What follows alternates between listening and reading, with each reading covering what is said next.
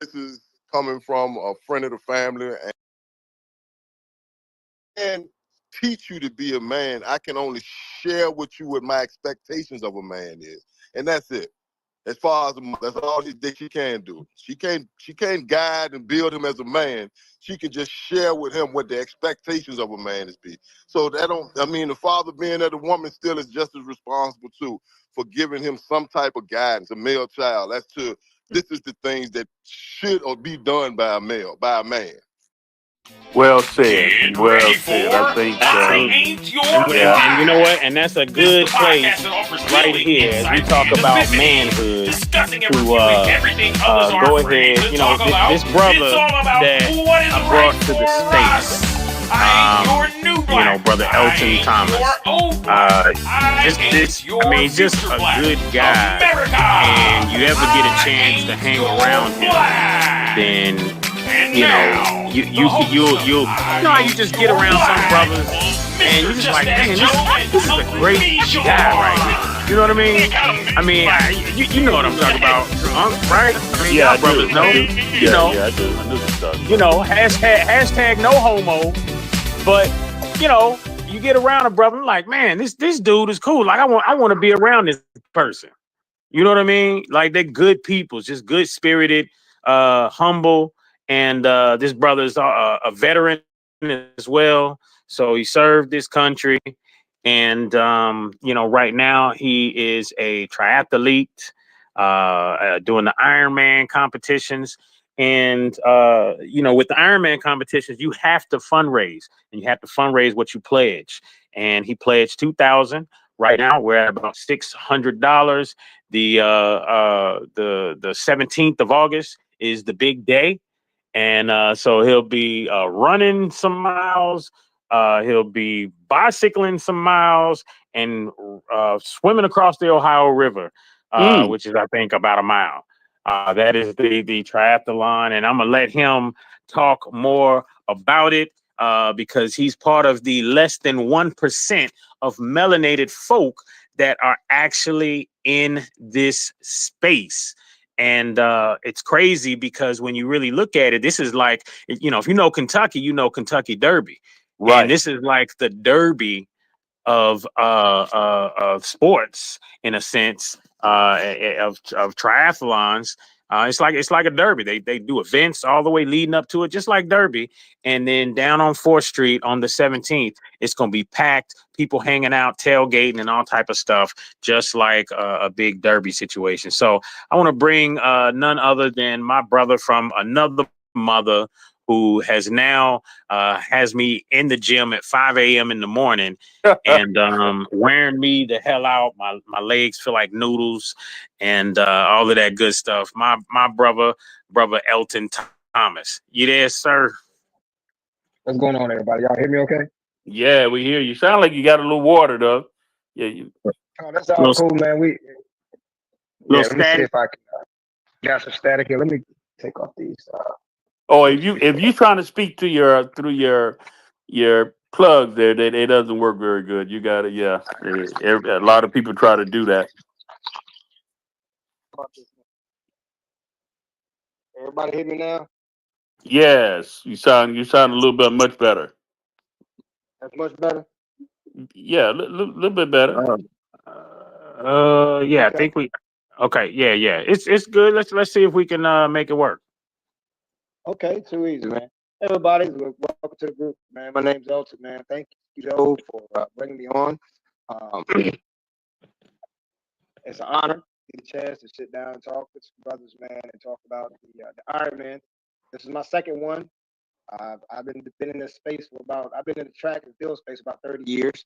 Uh, I learned about endurance sports when I was in the army. So, for those who are in that, if you're in this group, you ever serve, we do a lot of this type of.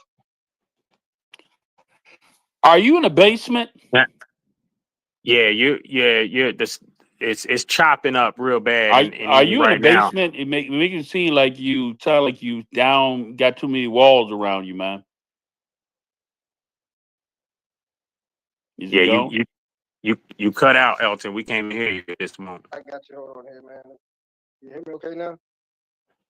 I mean, we can hear you, but you still just real choppy.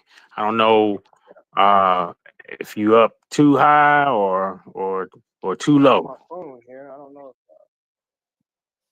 It's just sound like maybe a bad signal. Go ahead and say something, Okay, Elton. now. Nah, you really sound like you. Are you indoors in the basement somewhere?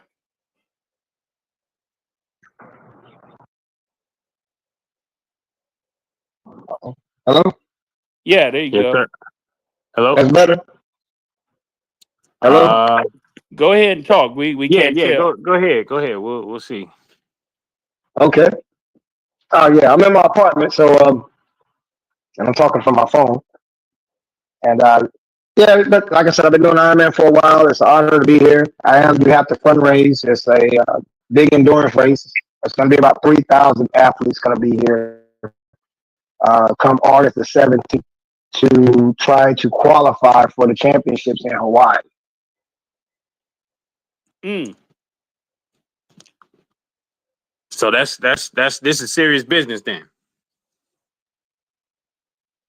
Yeah, he didn't. He looked like he got lost there. He got lost in the Yeah, weeds there. you cut out again, man.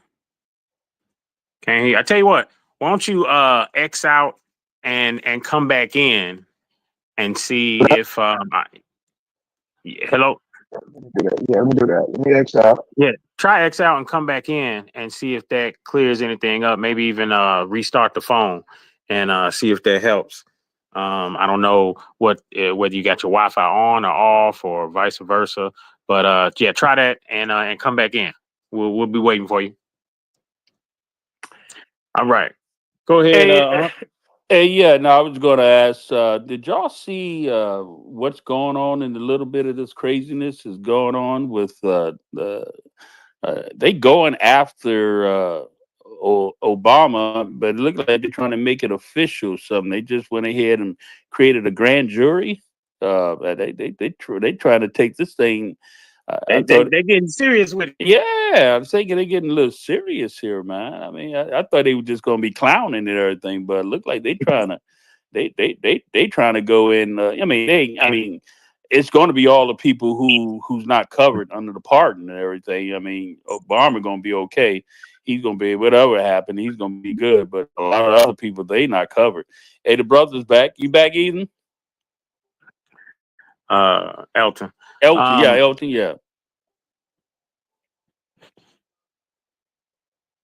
Oh, let's see. Hold on. Let me make sure he's got the mic there. There you go. He's got the invite. Uh, but yeah, go ahead with that. What you were talking about. Because a lot of people don't really know what exactly that is.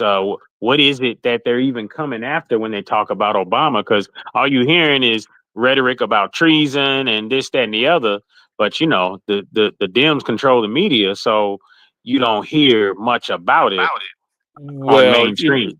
the major problem is, and this is why it's a kind of a big deal. They went out of their way to manufacture a Russia inclusion, saying that Russia was interfered with the election, saying that they actually Putin actually wanted Trump to win, and he was involved in trying to help him win. But the deal is that it appears to coming out. This is, I mean, I'm only going by based on what I'm hearing and everything, based on what they said, but they say they got evidence that Obama administration manufactured the whole entire. I mean, if that is true, if that is, I mean, if that, I'm just going to just say it like this way: it will be a tremendous amount of embarrassment if it comes out that he actually manufactured. That's that means that you intentionally sought out to harm someone of your own America. I mean that's why they call it a treason. It's like it's the worst thing that anyone could do, to manufacture something to try to to try to change the effect of the citizens being able to vote for whoever they want with some manufactured.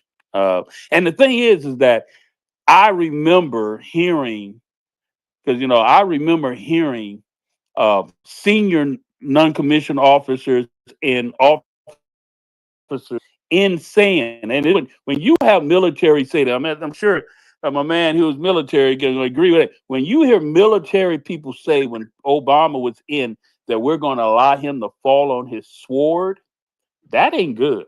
Okay, because most military is there for the president. Okay, they're there to defend and protect the president. Okay, whatever you understand. So, but when I heard, I got, as being a E7 and having good relationship with certain people, I got good solid intel that senior generals and command sergeant majors was basically saying, do y'all know what it means to, when someone say, I'm going to allow you to fall on your sword? Des, you know what that means?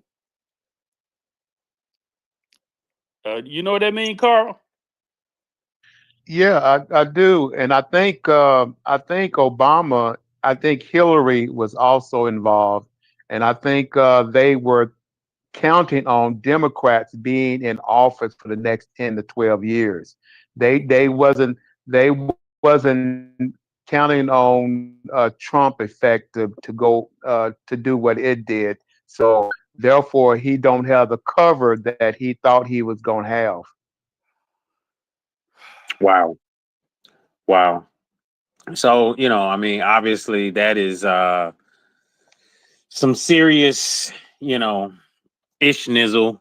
And some people Uh, think they making a big thing out of it, but I mean, it could be also a deflect from the Epsteins and everything. I mean, we don't know. which I mean, yeah, Trump's going to invite anything that will deflect from the Epstein. I mean, let's just be real. No matter whether we voted for him or not, we know that he's going to invite anything, having to do with that. Because, and again, and I always like to say that, just because somebody was on the island or hung out, it don't mean that they were messing with little kids. Yeah. But they probably were cheating on their wife, I'm sure. Oh yeah, man. I mean, it probably. Yeah. With some,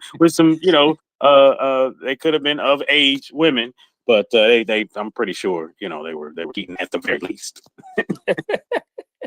But hey, I want to bring up Elton once again, because I want him to talk about his journey along the way. Like I said, he is a veteran, and definitely thank you for your service, and want him to come up and just kind of talk about this whole Ironman thing, and tell us why we should be supporting it and paying more attention to it. Oh. Looked like he dropped off. Oh, dropped off just a dead second. So he'll call back in. He's probably having some. It sound like because I mean he's up on the I think 7th, 8th floor. So he probably is having some internet issues of some sort. I'm not sure, but either way, we'll carry on with our conversation just the same. Yeah. Hey, you said something yesterday when we were talking about some of the, crazy stuff you see when it comes to us separating the NIGGAS versus the Negroes versus the blacks or what have you. Have y'all been keeping up with this whole Carnival Cruise stuff that they've been talking about on social media? Oh man! Oh my God! Apparently, some of these cruises. I mean, Carnival Cruise is like the least expensive of all the cruise lines, I believe. Yeah. And apparently, First of all, how many? A lot of us. Who's been on a Carnival Cruise? Anybody on this? Anybody been other than myself and my wife? We've been on a Carnival Cruise. So. I went on 15 years ago. 15 years ago, it was probably better then. Probably 15 years ago was probably better. I will say that my wife and I, we went on one in 2017. Yes, 2017. Yeah, yeah. And it was a very interesting experience. Okay, it was really too many kids and a whole lot of us on there who were just acting foolish and everything. And I mean, It sound like ain't nothing changed. and my wife and I, we kind of very conservative, upper grade. My wife is very, very, sensitive to certain things, and I have to tell you, man, it was not. So when I got back from the cruise, and when I talked to my friends about my experience, they told me, Sean, you should never go on a Carnival cruise. That is, you should go on they talked to the Princess. So they told me all the ones that I probably did, but do not go on Carnival. Okay. Carnival. And now then I started hearing all the issues with Carnival. I mean,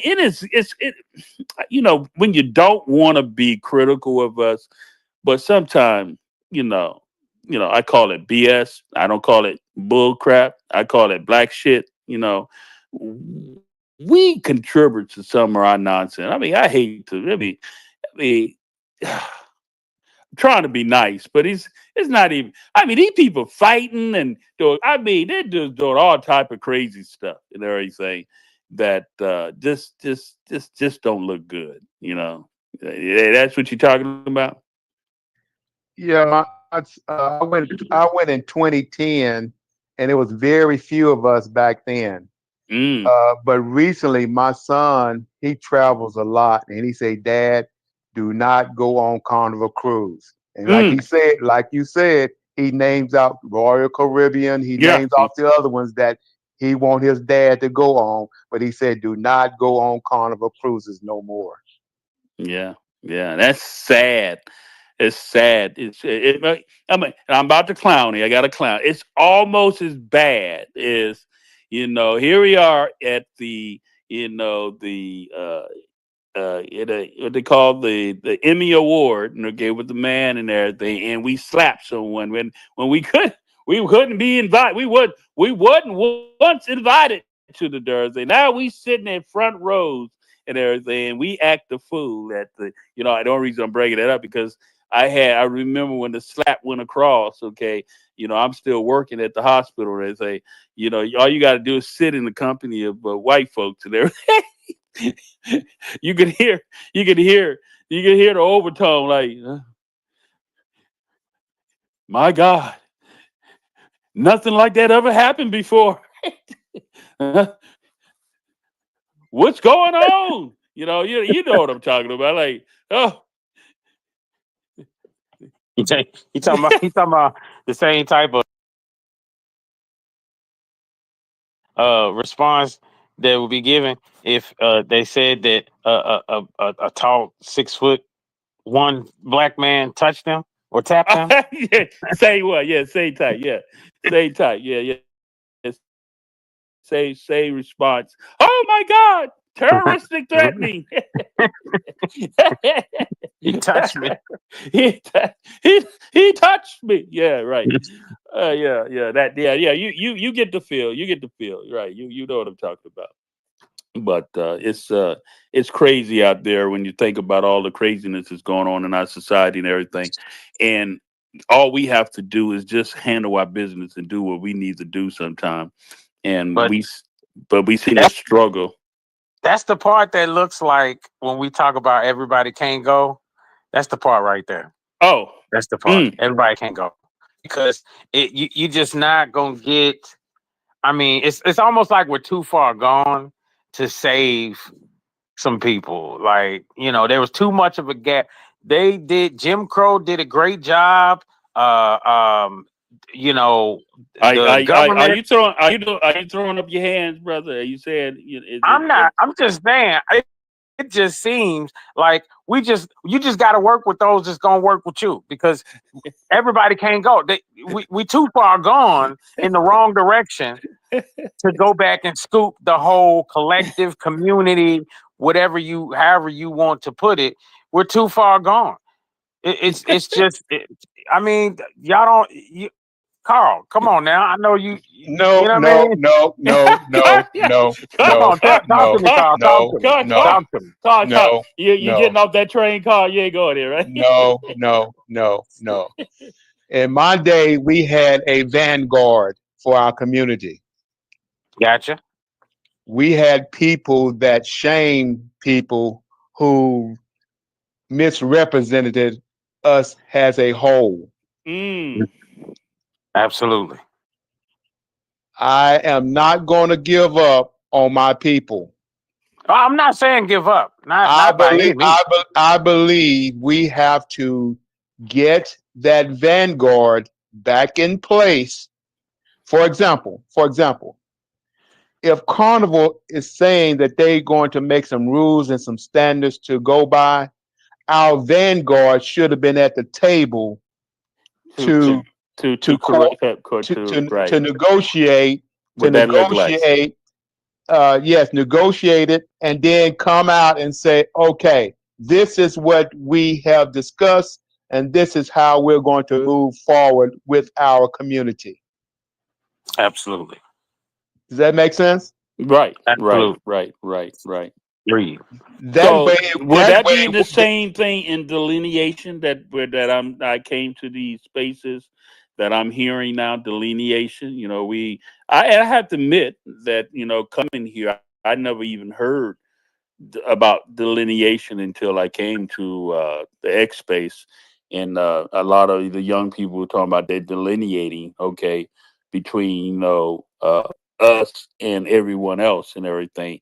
And I think it ties into what you're talking about too, okay, about there needs to be some of us who says this is the standard of who we are and what we're about, and we're not going to put up with this or this. And that's what you're talking about, that type of delineation when you're talking about I'm not giving up on my people. yes, yes, very much so.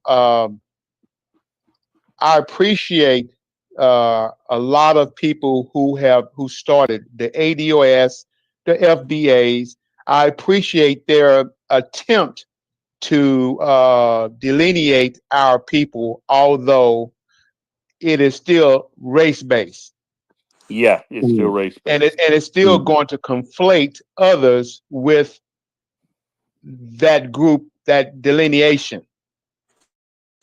That is one of the reasons why the freedman status is the ultimate delineation, and for government purposes, it's disaggregation. Right. It disaggregates us from the category of black, which is the standard in America. They got that black race on there, but it aggregates us into a smaller category to separate us from all other racial groups that identifies as black. Does that make sense? Yeah, I do agree with you. I posted yesterday about, because what's his name? Tariq. Tariq. Okay, Tariq been having his spaces, and I happened to get on one last night. It's like, and that if foundational Black American. Um, After listening to him again, I've listened to him multiple times. He's actually feeding right into the construct that I've written about in my book. I mean, he's as good as I believe he's trying to do some things. I do believe that he is also buying into the construct of this idea that, somebody said Mark did a good job explaining. Mark Carter said this, and I agree with what he said. We need to stop using this superiority, the white superiority. When you speak that into thing, you are actually acknowledging that you are inferior when you believe that someone based on the color of their skin is superior than you. Would you agree? I mean, when you speak that into existence, Absolutely. you, Absolutely agree. when you speak that, you already. I mean, it's like playing a game of chess. You know, if you playing the game, you're playing a game of chess, and you already giving your opponent and saying that, oh, you superior to me in this, and I just don't know how I'm going to play. Are you already uh, causing hindrance to you to being able to play a good game? Am I right or wrong? I mean, You're on point. That's why I would never use that word that white stuff. yeah, That's yeah. crazy. That's crazy. And Yeah, I think that's part of the problem that our older generation did use that over and over so often that you contribute to the indoctrination or the domestication that they no longer had to do it. And we were doing a damn good job yep. telling everybody about the boogeyman. Okay, we were nailing the signs up saying, "Yo, white supremacy, blah blah blah," and automatically making our children in the thing. So that's why I really embrace hearing some of my younger folks saying that we were the cause or because and when I say that, many of our older generation didn't know what they didn't know. Carl, didn't we say that before? Many of our generation did not know what they didn't know. So Absolutely. when you're spewing out white supremacy, you're already putting your children at a disadvantage, just like playing a game of chess. You're already telling them that you're playing up against the white supremacy. You blah, blah, blah, blah. So you already making them feel like what? They are what? Incapable of being able to what? Fight up against that. So when I heard Mark say that, I was probably Mark can go over the edge a little bit, but I really appreciate him saying I had not heard someone from a younger to me actually come out and say that we need to stop saying white supremacy. The white man is so much more superior than us and this and that. We got to stop saying that to our children. We got to stop putting that crap out there like that and everything. And and that's why I said I wanted to go ahead and have this conversation. And you don't look like your other guys coming back. I wanted to have that conversation.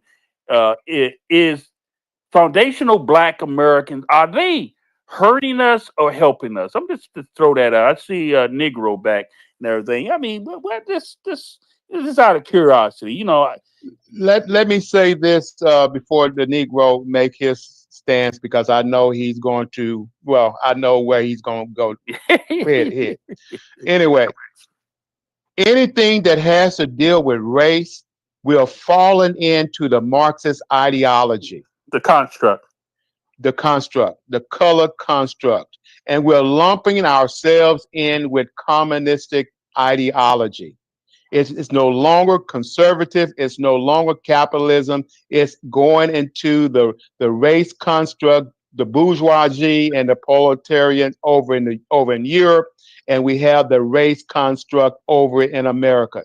They could not they could not bring the class stuff over here like they did in Europe. So what they did was brought the race construct in America. And for us to not to see the play is sad. And and like you said, the FBA, the native black, whatever you want to call, you're falling into the construct that we should be unplugging ourselves from, and we have a superior status that delineates us from every other group of people, the descendants of the emancipated.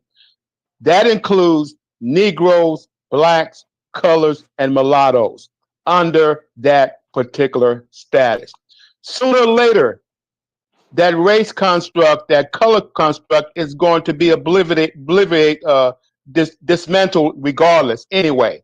It's a matter of time that it's going to happen. And I land there. And to your point, Especially when the aliens get here and they all green.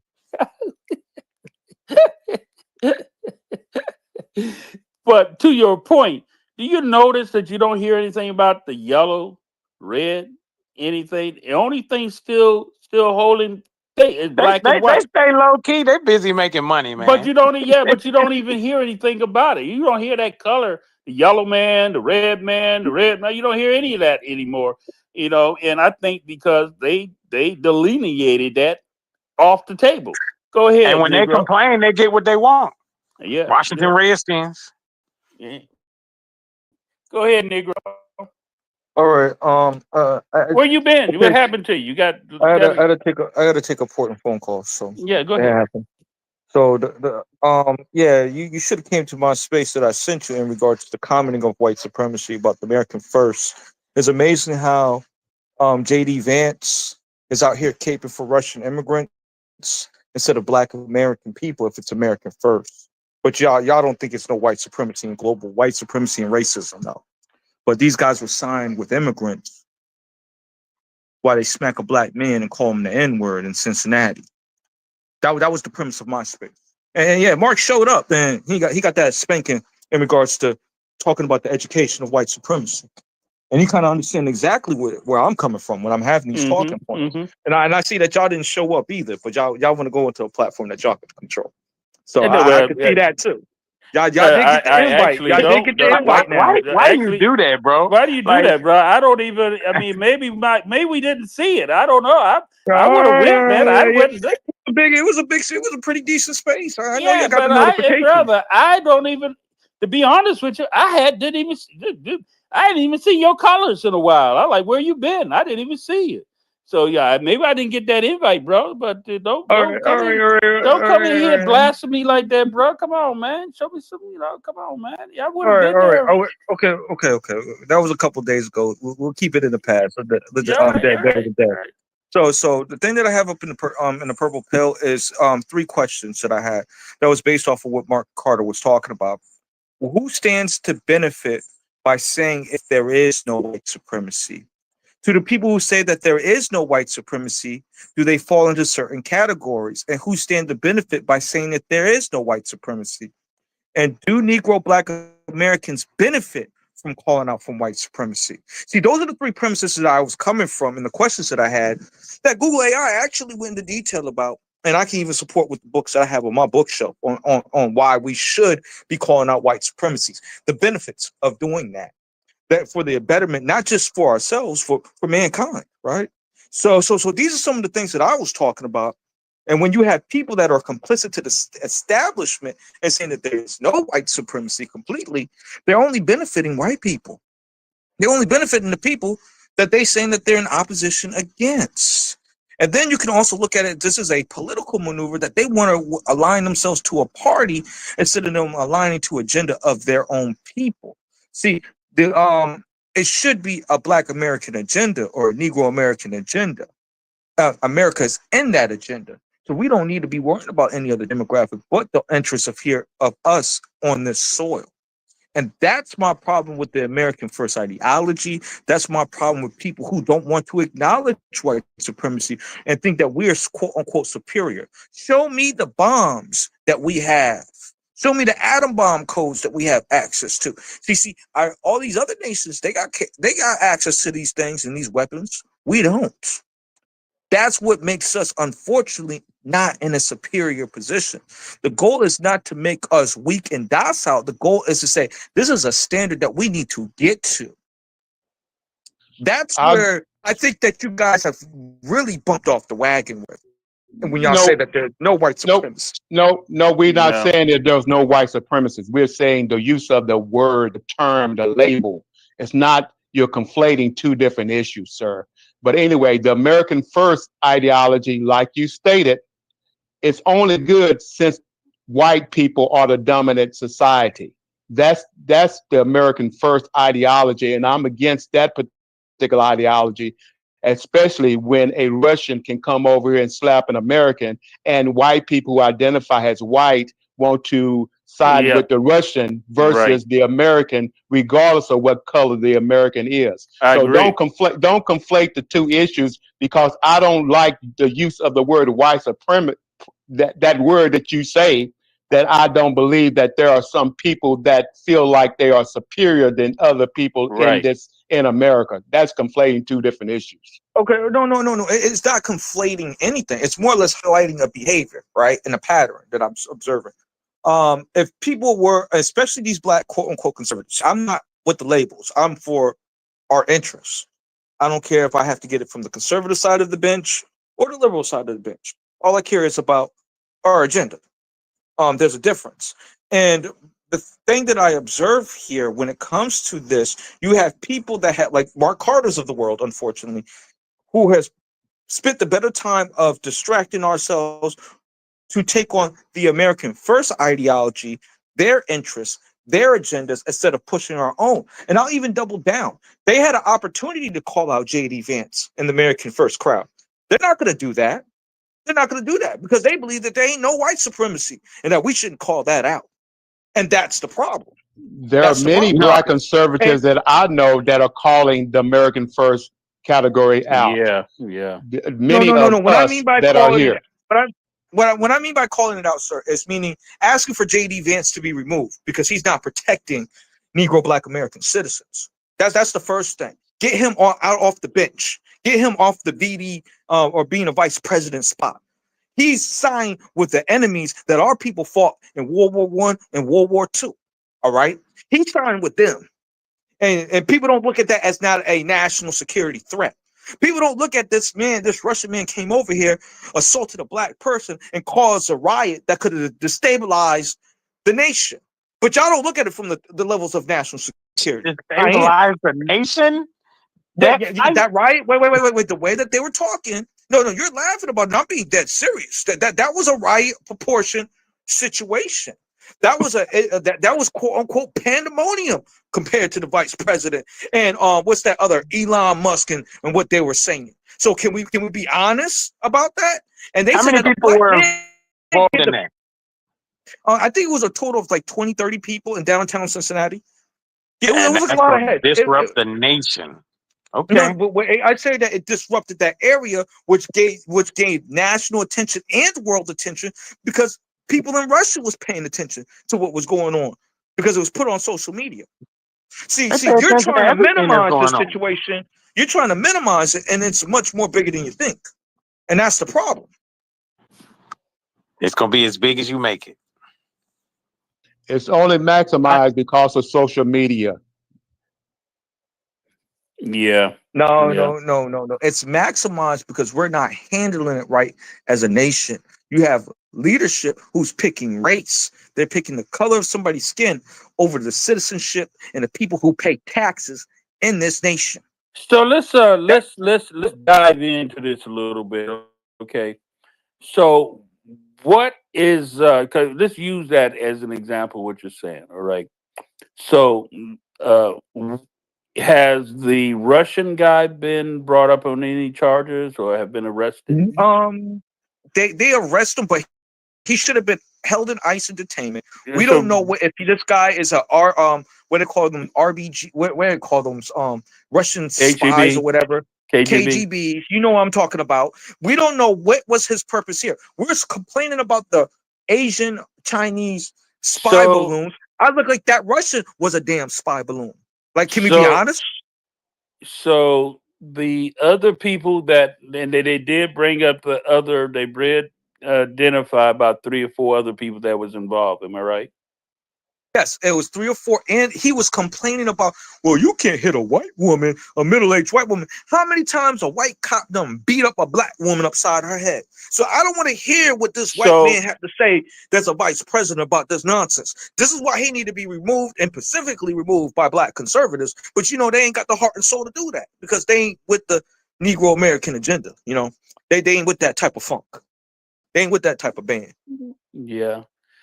Well, I'm always you hear me say this. I do not allow myself to chase other people rabbit holes, okay? Because I like to hear and make sure I pay attention to all the stuff that's being said so I can know.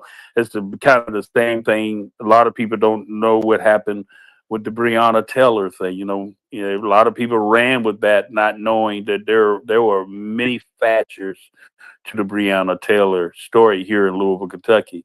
But the media took it one way, but we who lived here and experienced, we knew there were multiple things about the Breonna Taylor thing that did not even hit the news, didn't even nobody even knew about and everything.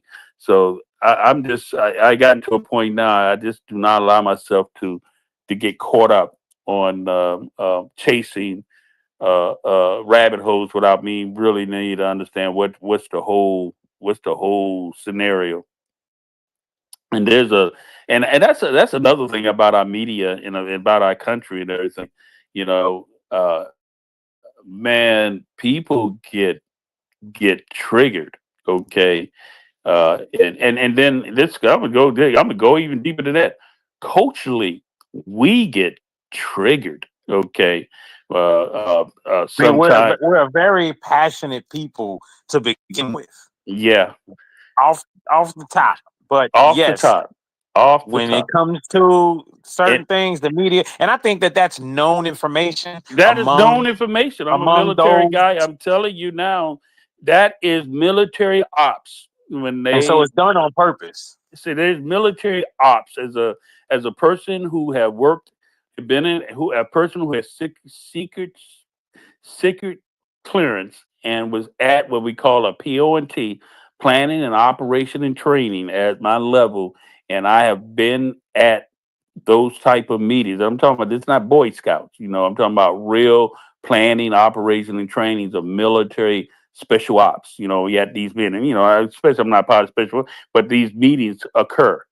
Um, every detail is covered. What's a threat, who's part of it, how can we how propaganda, everything is evaluated when in the military when they break down, they got levels, layers and layers and layers. I remember the first time I went to one of those, I didn't realize how layer. I mean, it's like down to the D.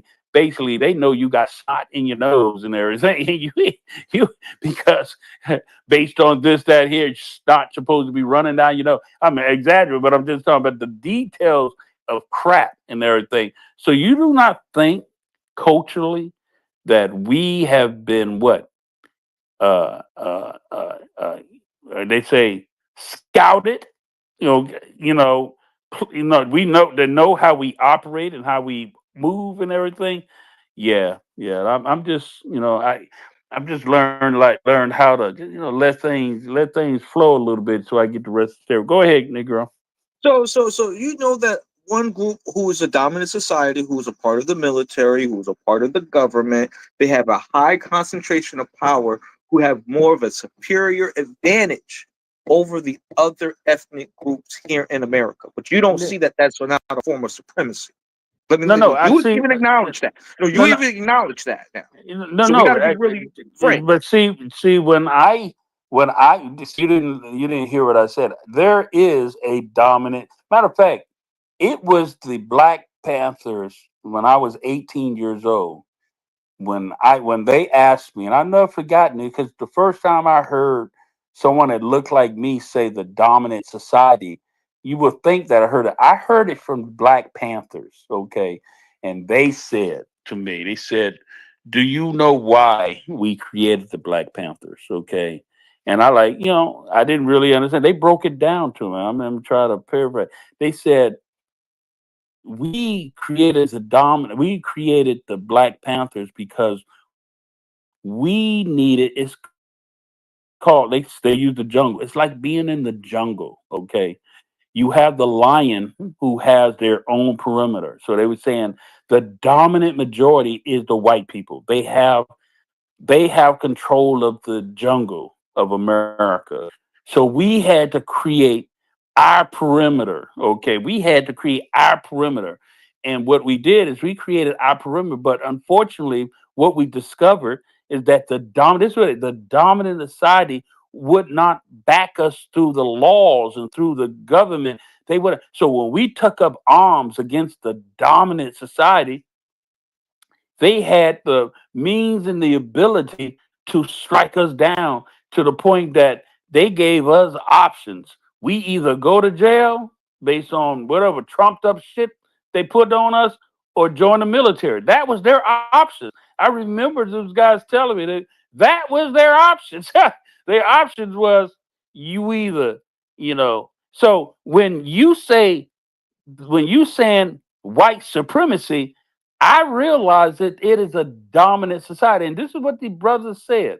He said, there going to be a time that the system is going to be able to give you the same power to fight up against the dominant society because the system is going to be on your side as well. He said, it's just not happening for us right now. Okay. It ain't going to happen. So we got to get in here.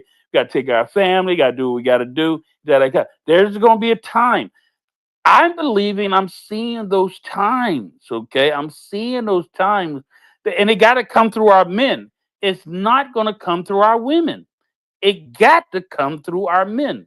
So, for one sense, I do agree with a lot of your aggression, your attitude, and everything. But I do so believe that we got to be very tactful. You got, I mean, I guess that's my military. You got to not put yourself in such a way that you're a target that people see you coming. See, there's a saying, okay, don't make yourself a target before you're able to accomplish your mission. Okay, you don't want to make yourself a target that they see you coming and they can wipe you out before you even get started. Sometimes we got to have to know how to finesse this thing and know how to move and make things happen and everything. And that's kind of, I don't know if you got what I was saying, but the idea when you say the white society or the white, I know I take that off the table when I'm in the room talking with them. I don't give them. I lay ahead. Yeah.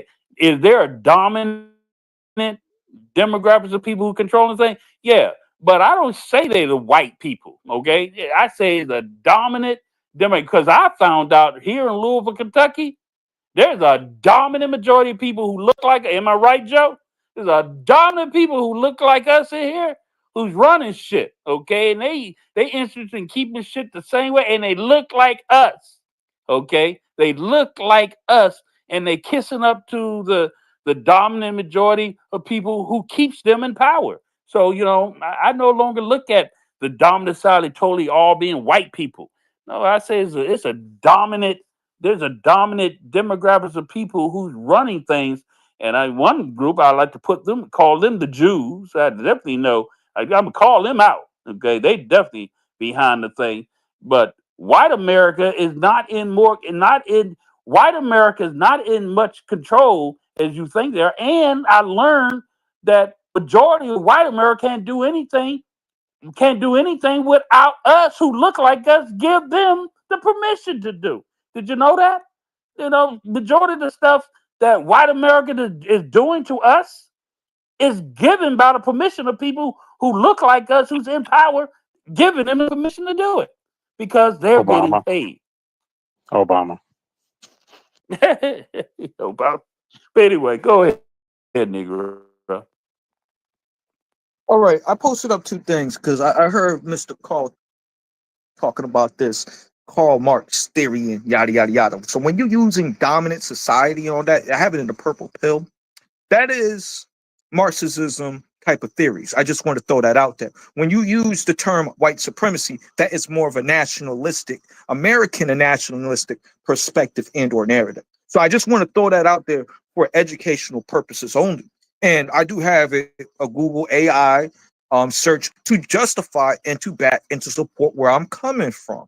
And it's the reason why I don't mix my words and say dominant culture. I might use it sometimes because I get tired of using white supremacy all the time. But I'm going to make sure that I say white supremacy, white nationalism, to point out a specific culture and an ideology and a mindset that is coming from America when it's coming from dominant society folks. And I Them agree with folks. it. That's what my book is we- about. It's the color construct. So I agree Yeah, that but there is a color construct systematically thing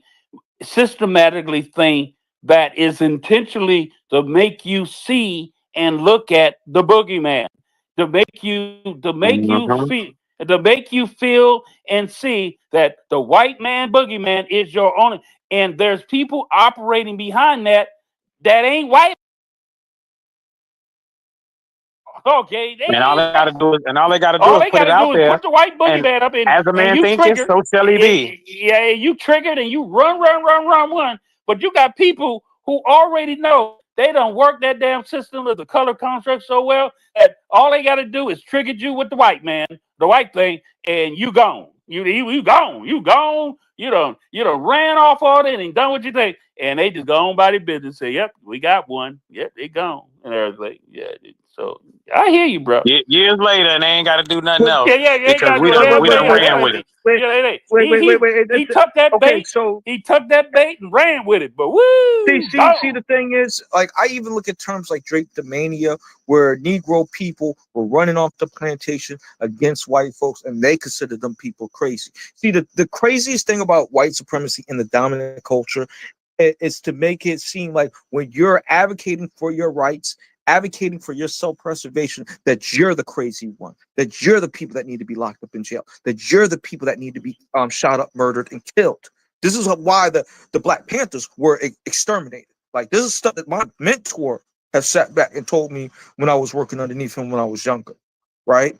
So these are things that I'm discussing with you to highlight when you use these interchangeable things, you're devaluing what has happened to our people by show me the Jewish person that said that they ain't calling out Nazism and Nazi suppression, right? And they still got reparations because they know that that's devaluing the harms that was placed against them. See, bro, I could call on that too. See, check and this out. I'm speaking truth to power. No, check this out. See, you actually fell right into what I was at. Guess what the Jews did? See, the Jews, they come right. Look it up, man. Let's talk to you a little bit, all right? Man, I mean, and it's almost like I feel what you're saying, because I mean, basically, they set the whole thing up so that they can get the money. Thing up. Yeah, they set the whole damn thing up. And the Jews sat back and said, he said, yeah. We go. It's sales 101. Create the problem, solve the problem, explain value. Create the problem, solve the problem, explain value. That's exactly what they did. Did the Jews do it? I mean, it's something to be learned from the Jews. Okay, that's why I ain't mad. I got a point now. I actually, you know what, Joe? Actually, I have gotten there. I ain't mad at the Jews. I ain't mad at them all. It's called Street 101, okay? Street HUD. If you can take what we say? If you can take a nigga, okay? I hate saying this, but I'm gonna say, if you can take someone and they ain't hip to the game, you take them, okay? You do what you do to make it happen. So what did the Jews do? Let's talk. Since I'm just going, oh, Negro, you bring this out of me sometime I get. Yeah. Let's talk about this a little bit, all right? Wait, we got a special guest. Wait, 2 seconds. We got a special guest, Brother Steven. He's a Negro man lawyer, Black man lawyer. He don't like Negro, though. He don't like Negro, though. Who don't like Negro? He don't like Negro, though. Wait a minute. Why he's in my space. Don't be attacking me. He's in my space. I'm not attacking him. I'm just joking him, man. He cool though. He cool. He a black man. I'm just letting you know for the record. He a black man lawyer. So okay. So just letting you know. So maybe let me go ahead and get out what I'm about to just, and this is some fun. I'm just about to throw this out and fun and everything because no matter of fact, before I even say, I just got my my proof of my second book back, man. My second book is back. I Am Messiah. It came out of production. They get ready to go ahead and put it into print and everything. And and if something happened, I just told her, hey Joe, let me tell you something. Hey, and you're an author too, Negro. Let me tell you what happened, man. Stephen, this listen here to this. It's all part of the same thing about what I'm about to say. When I dropped my book, my first book was one thing, but when I dropped this book, I Am a Messiah, okay, man, I got a whole lot of people like, what the hell? Especially some of these Christian, black Christian folks, what are you doing? But let me tell you something. When this publishing company who I'm going with is a very credible, when they sent my book back to me from production, because I know my book, y'all got to hear me. I saw the adjustments and things that they done on my book to make my book pop even better than what I gave it to them. Do you understand? I mean, they went through it in such a manner, and I like, whoa, smack! Look what they just did here. That means that they caught what I was saying. Okay, they read and understood what I was putting down. Brother, when I spoke to them today, I said, look at here. They called me to talk to them. I said, let me, before you even say anything, I want you to know. And you go back, you tell them. I peeped the adjustments y'all did in my book. I peeped it. I said, wow, somebody really read and sat down and but Joe, you would only understand what I'm saying. They went and put more details about certain things I alluded to. They didn't allude to it. They put it in there. They did it. They did it. Okay. They asked me to go and look at it, and I'm letting them know, oh, I peeped what you did. Matter of fact, I peeped what you did. That means that you know exactly what I'm talking about. That was deep. Y'all don't understand. This is what I'm talking about. When you talk, and it leads to my thing talking to Jews. What you must understand is that white America, traditional white America, got played by the Jews as well, Negro. Okay. White America thought that as long as what Jews could pass as white, they were going to take care of them. And as long as the game was going good with them, they was good. But they found out that the Jews didn't give a flip about them either. Okay. Jews is about Jew work. Okay. Jews is about Jews. Okay. Jews ain't about if you ain't a Jew, you know, there's multiple levels of Jews. Okay. If you ain't, you got to run with Jews, you got to come under the Jew authority. And if you don't come under the Jew authority, you an outcast. And what white America started, traditional white America, those of European descent, started realizing that the Jew culture only give a flip about what's in it for the Jew culture. And they will dog, play, hustle, do anything they want to do. Now, I say all that culturally, we are a dominant demographics of people. Do you know who the Jews fear the most? They don't fear white. They don't fear the white boys. They fear us. They fear us more than they fear white American men. Why? Because it's already in our DNA that we are dominant demographics of people. How do you know that? MeShorn, you don't know it. Look what Black Wall Street did. Look what all the little towns did when we were able to compete without the government interfering with when Carl said, when we competed without government interference, we wiped their ass. We wiped them up. We competed and we kicked ass, took names, and built towns, built infrastructure. Look at Black Wall Street. Do you know what happened? Why Black Wall Street went down? Those white men were coming back from war, came to the town. Many of our young brothers and everything wasn't allowed to go in the military, so they went ahead and they sitting at home making money. They built a whole. Think about go read about Black Wall Street. They had theaters, banks. They had a whole infrastructure of crap happening. The white European and Jews. How I know you this? don't mention white supremacy, though. You don't mention white supremacy, I don't know which they are. No. I do it intentionally because it was Jews who used the whites to fight up against. We are the best allies to traditional European white men, black men, us, descendants of slaves. They should be allies with us. But the Jews used them and made them feel a certain kind of way against us and caused them to get in planes and come in and bomb Black Wall Street. Bomb it. Why did they bomb it? Because it's the old Cain story. They were envy of how our brothers and sisters was rolling. Y'all need to understand that. They were envy of how those men had to come to our banks to get a loan. They had to come in our community to see how we were rolling. Go peep it. So the Jews don't fear white America, really. They fear us. They fear us. And you all need to understand that. You need to stop playing that white color construct BS, man.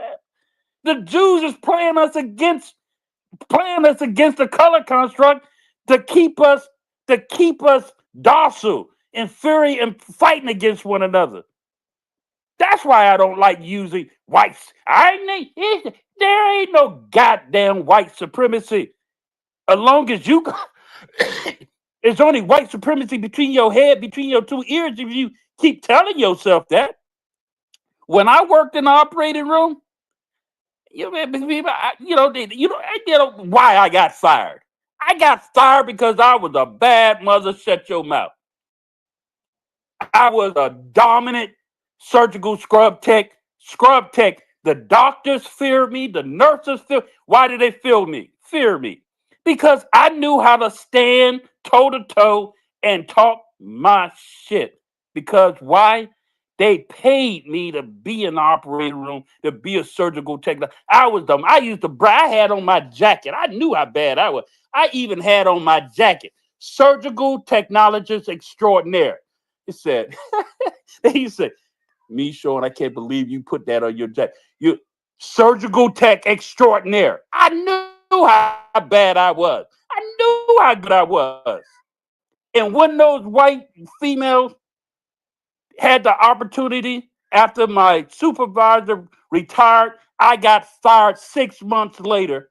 But they overplayed themselves because they didn't know I was financially capable. And I got me a lawyer and I sued them and I got paid again. But my point is, we got to understand who we are. So I don't like saying white supremacy. I don't say that crap. I'd rather say there's a dominant society and I know how to play the game at the chessboard. Let's play. Let's go ahead. I'm gonna play you. Come on, let's play. Hey, you ain't no superior to me. Let's play. Sit there in front of me. Let's play. That's when you what I'm trying to say. When you believe in that superiority complex, you out the game. Then when you get played Yeah. on the job like that, you don't fight back. You say That's right. F it. And you say F them and you keep it moving, but then you leave it open for the rest of people behind you to still have to deal with it. Why? Because you didn't fight back. And why didn't you fight back? Because they still your boogeyman. Right. Hey. Okay, wait. Can I? Oh, hold on. Let me add to that. See, Joe. Y'all doing a lot of padding over there. Yeah. But you know what?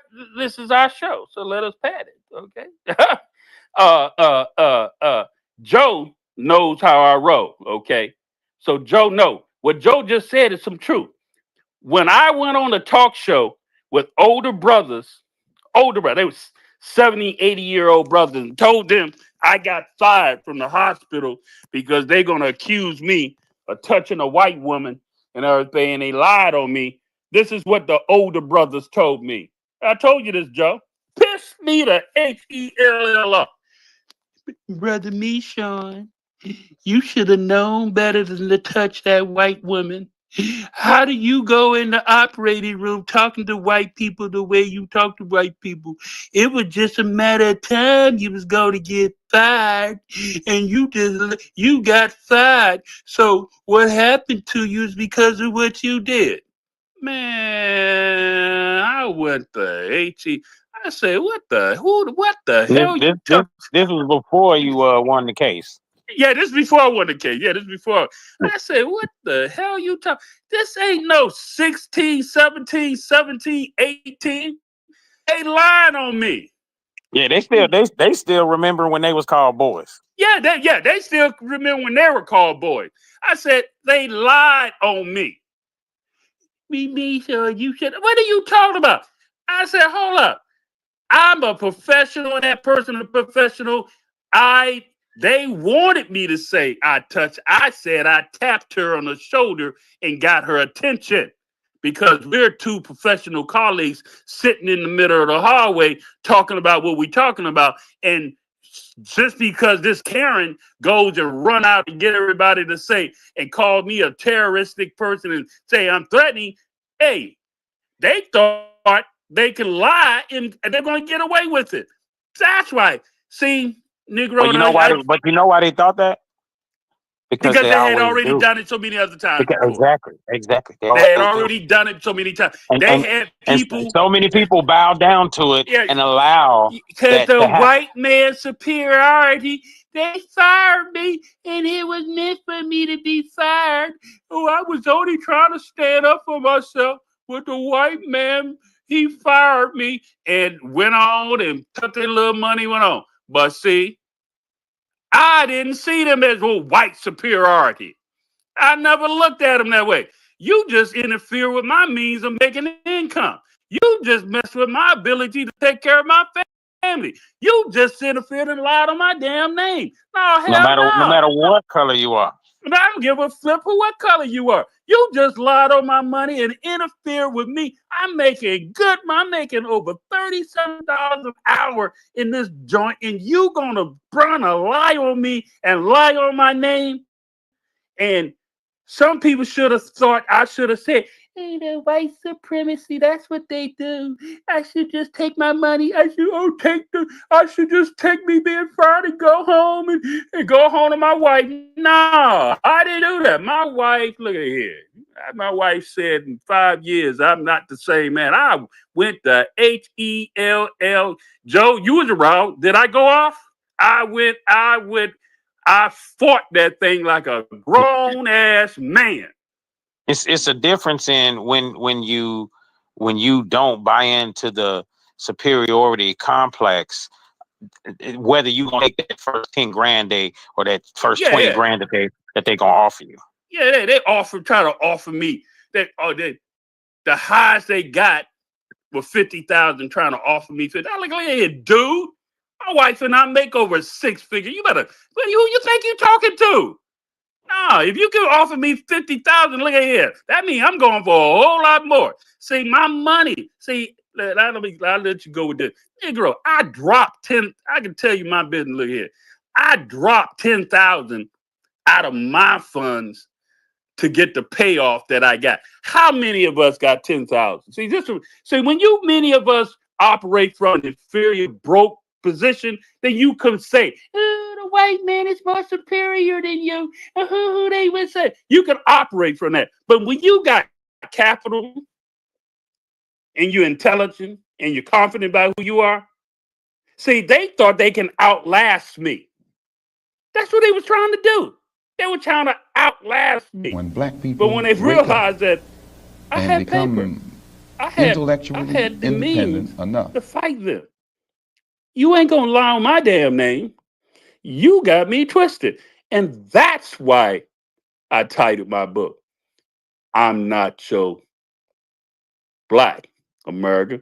What I really wanted to say, I ain't so NIGGER. You got me Who taught twisted. you to hate your own kind? Go ahead, Nick. Who taught you to hate the race that you belong to? I'm gonna be really short and direct. It's funny how you mentioned the Jews and the Europeans here on the main soil of the United States and how they work together, and that's the example of global white supremacy. No different from J.D. Vance operating and co-signing those Russians. See, I could sum up white supremacy right there, short and sweet, without all that padding that y'all guys doing over there. Yeah, you sound padded, but I'm talking about a real story, though. I'm talking about a real story, though. Real story. No. I'm not knocking the real story. The real story is the real story. You win, you win. But the thing is, what makes it even more white supremacy, they had you underneath a gag order, so you couldn't even tell your own people how they can advance. Hey, So don't who don't really don't went? don't No, so don't who go really won? Who don't really go won down though? something you don't understand how that went down. Don't you Yeah, know? but that's the thing though. I mean, if you ain't pulling from the jewels that's being dropped and how the story is being dropped See, without giving you're names and right, without, exactly. you know what I See, mean? If you can't pull from the if you jewels that's can't pull being from, dropped thank there, you, Joe. then you know, can't See, nobody that's help what you. Joe. Thank you, Joe. See, you know what happened? I went a whole year not real. I was sick. So you gonna try to say something? I was sick when I realized that. Damn, I sound a gag and I can't even talk about this shit. I was sick. I was sick because I wanted who y'all think I want to go talk to? I wanted to tell my people, my people, my people. But for me to get that paper once I had cornered them and got them to come clean, because y'all don't you don't know, to make them come clean. Yeah. They had to come clean. And to have them come clean, yeah, my wife and I had And to and sign. and look, and they had to come clean, not just to you. They Yeah, had to come clean in court. yes. You had a judge. You had a judge that notated that they had to come clean. Yeah. And that judge was what was that? I can't remember. That judge a sister or No. It was a white woman. It was a white it was woman. a white woman, and Yeah, she pointed out that you got them and that they yeah, messed up. yeah, Now, with that in mind, she's gonna go some conversations about that as well. So yeah. the word's gonna get out, and obviously she was a what you call it an adversary in Yeah, that moment. yeah, because Um, the same case, if it would have happened to me 60 years ago, I've been in jail. Okay, I'll yeah, be in jail. there's a Same. reason why it's called Up Shit's Creek. Yeah, I would have been. Yeah, I would have been 60 years, 70 years ago. The same thing. Same situation. Matter of fact, Emmett Till. I mean, even the judge even said to me, your case is as big as Emmett Till, if it's not bigger. I said, yes, ma'am, I know. And She that's a said, white woman and saying it's a that. white That's woman that amazing. she was blown away. She said, your case is as big as Emmett Till, if it's not bigger. I said, yes, ma'am. And she told me, you won. You done beat them. I said, yes, ma'am. They never expected you to be here. That's what she. So, Negro, what I'm trying to tell you, brother, even though I love your energy and I understand where you're coming from, there's tactics to how you go about and you do things. Okay. And that's what I'm learning that many of that's what I was sick about. But then I learned, I did. I had to go a year. My wife didn't want me talking about it. And she's mad at me because she said, you talk too much. I said, because here's the real deal. Yeah, and I can tell y'all this so you understand. If I put out all the details of what went down in my case, they can come back to me and ask me for all that and more. Okay. So what do y'all think I'm trying to do? I'm going to give y'all, I'm just things recorded. What do you think? I am working my ass off to make some major investments and things happen because I'm looking to make what I made and more. So then when my paper right, see, I'm a little eager than what I'm trying. When my paper right, I'm going to drop what the hell I want to say and be ready for them to come after me. And so I can go, I'm good. What you say you need, you want it back? Yeah, good. Here it is. Bam! Hey, get out of my face. Now I'm going to write a movie and do what the hell I want to do.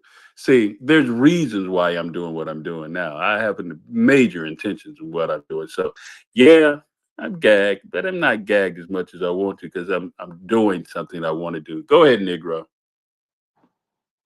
All right, yeah. So the point that I'm trying to get at is that I'm not. I think the problem is that our community has a problem with dealing with reality, right? Yes, we do have outliers in our community, but not understanding the plight of our collective of people and where we're at as a wealthless group, right? And how that has an effect on our community and our society, right? And not taking that into consideration is a major problem. And that's some of the things, and that's why I say the things that I say instead of more of the dominant society. Because I heard Brother Carl out here talking about, oh, you're trying to talking that Marxism stuff. When you're using that dominant society talk, you're using that Marxism talk, Mr. Carl. You're using that Marxism talk. Yeah, I'm trolling with you, man. But on a much more serious note, the thing is, the reason why I use white supremacy because I'm a Black American, I'm a Negro American. Those are the things that happen to me on American soil from a nationalistic perspective. And when I use a dominant society perspective, that means it falls into the lies of globalism, where everybody has gone through the same thing. Now everybody went through the same experience as Negro Black American folks, and we need to be honest about that. Hey, Joe, I want to ask Joe to change the title since your brother's not up here. Let's change this title to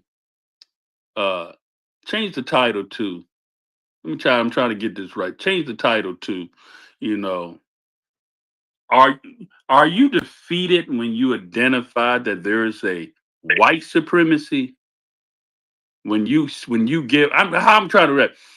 Are you When you already? I get where you're acknowledge white going at with it. supremacy, I get where you're going at with Are this you question. already defeated when you say there's a white supremacy versus not acknowledging it? No. I'm going to say that I'm not as defeated. I'm not defeated. But if I do catch it now, I'll be like, hey, it is what it is. But I'm still going to try my best against the opposition, because that's what my forefathers have done. That's what my ancestors have done. But So here's like the thing is, we identify them based off their criminality and what they call themselves. They call themselves white supremacists. White supremacists are insurrectionists. White But supremacists are have you been domestic to terrorists. what I love about going to the That's Memphis? where I'm more or less coming from.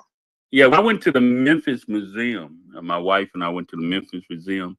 All this time, I was hearing, black this, black that, black this. If y'all not been to the, Carl, you been to the Memphis Museum? Anybody here been to the Memphis Museum? Anybody? Anybody else? Yeah, what was the name of it? The Memphis Museum. It's the Martin Luther King, where a lot of different things in a civil rights museum. I went to the museum. Yes, right by the motel, right by the hotel, right? Yeah, You know what the most probably I stood there for the longest. My wife stood there. I saw the signs of those brothers standing. You know what they were signs that they were standing there with? You remember the signs they were standing there with? I am a man. The whole, it was thousands of them. I am a man. What they were saying, they didn't give a damn about them calling themselves white or white supremacy. I am a man and you will treat me right.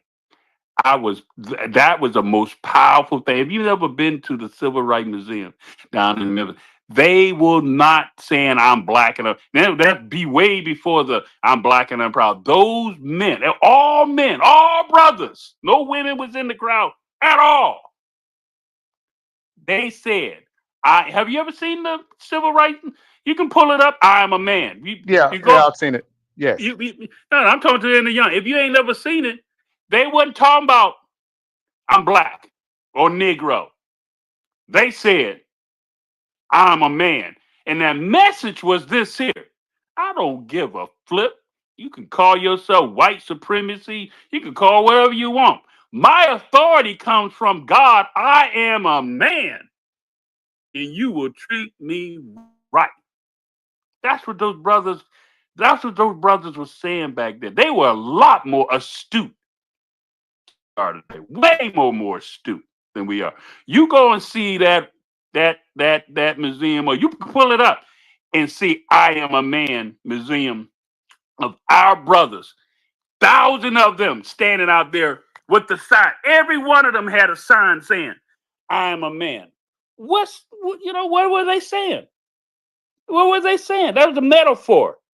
I am a man. That's all the sign said. I'm a man.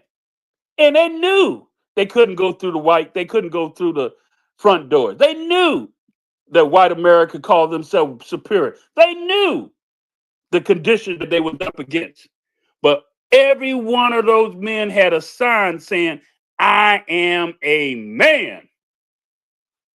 What was their message? Carl? Still a nigga. That they're been created by God and endowed with unalienable rights. That's exactly right. Let And me you say this. Let me say this, MeShorn. Just because I don't co-sign on that propaganda tool of that Negro so proudly pronounced, right. does not diminish that I don't understand that there's an ideology.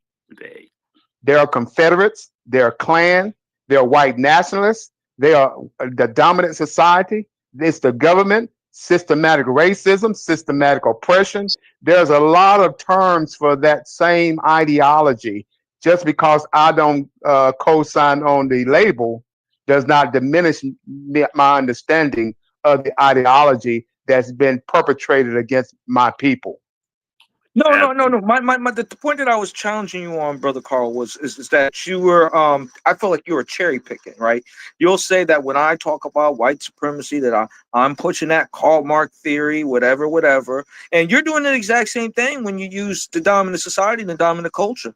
So No, we're not. I'm more no wait. With the point that I'm highlighting is that I'm talking about it from a nationalistic perspective. One could argue American first perspective. So who's really American first, if you want to really break that down? But you're going to sit here and demonize me and say that I'm wrong and this, that, and the third for saying We're that. not And that's the demonizing you. hypocrisy that I was pointing out, the cherry picking that I'm There go pointing that out. conflation again.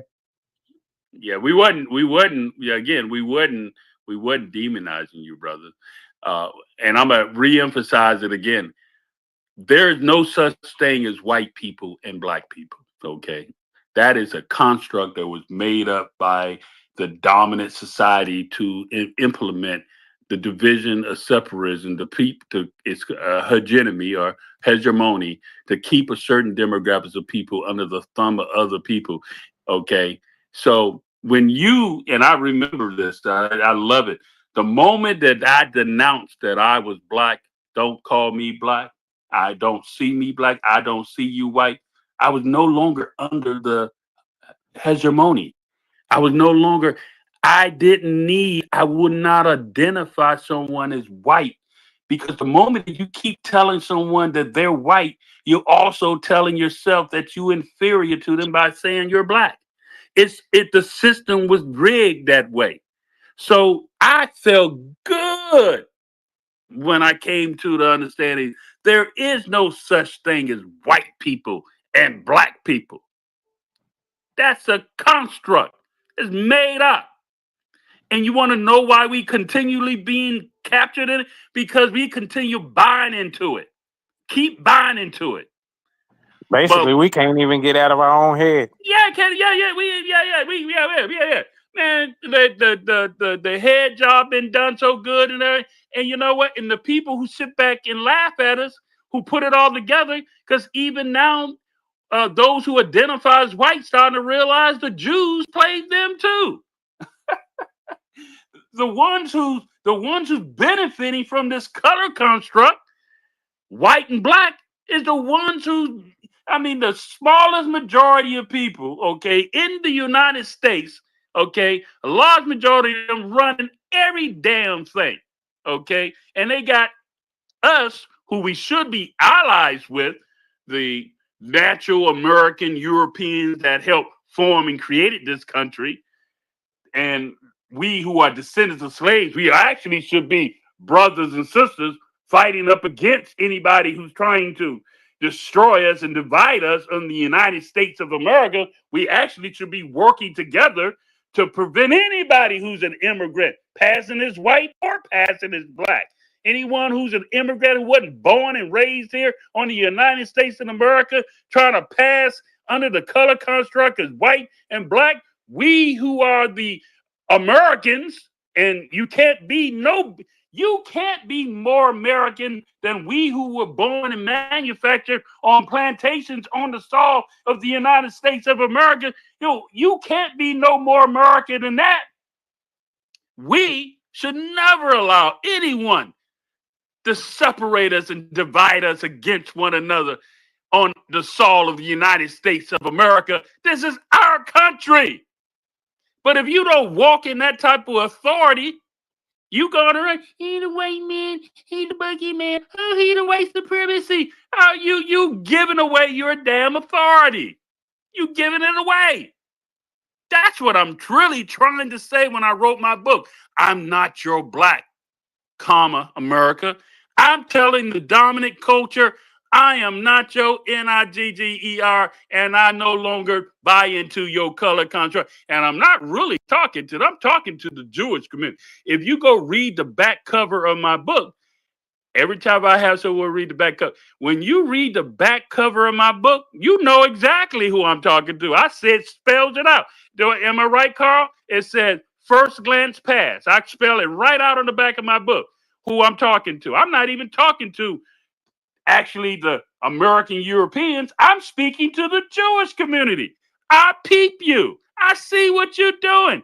I will not allow you to divide me against my brothers and sisters. Those who are Americans, you want me to see them white, and you want them to see me black. I won't play your damn game no more.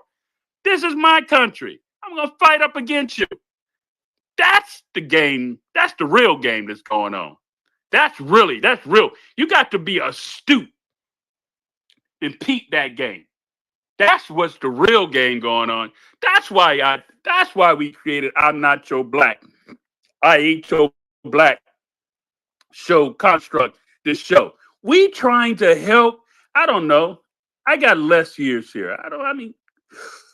Oh, God, don't take me out of here before it's time. I'm trying to do my best to help wake us up from under the color construct that only benefit the people who want us to be divided and fighting against one another.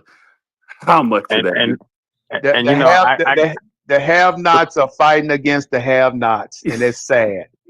Yeah. They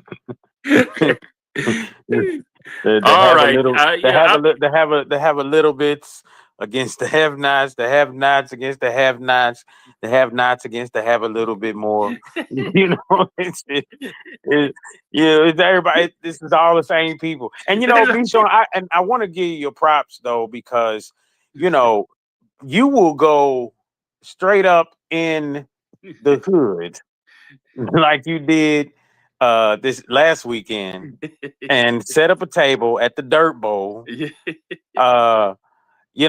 Right. I mean, you in the hood of the hood, and you will talk this talk, right in the hood to the people who, that has got to be the most difficult. Yes. Of them all.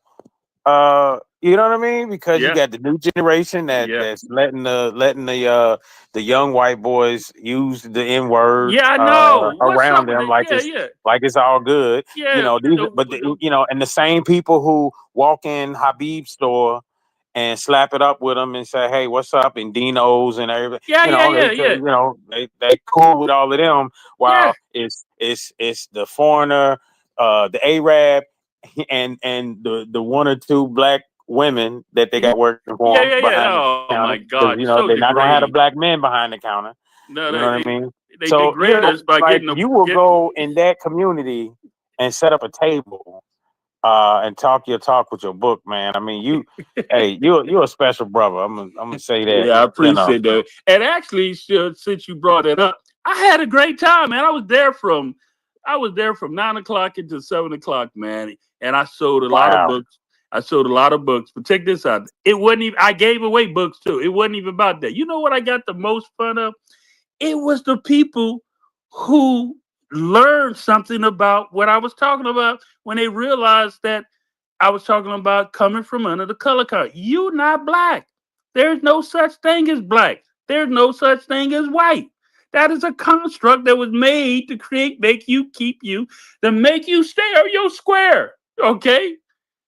And as long as they can keep you on your square, you're no threat to them. Get off your goddamn square. Stop being so obedient. When you Stop. get off the square, then that's when you get assassinated. Right? Yeah, that you get assassinated. So anyway, anyone else who wants to come up, I know Negro, I know you got something to say. Everybody, hey, I hope all of y'all, there's some people sitting here, what part of this you agree with? It's always interesting. Sometimes when people are sitting here say, you don't know whether they got ears or not. There's no emotion. You don't get no thumb, get no up. You don't get 100. You don't get it. I'm just clowning with y'all a little bit. I don't get anything. I don't even know. Are you deaf? Are you can hear? I'm trying to get a response. I don't get a thumb up. I don't get a thumb down. I don't get a 100. I get a laugh, anything.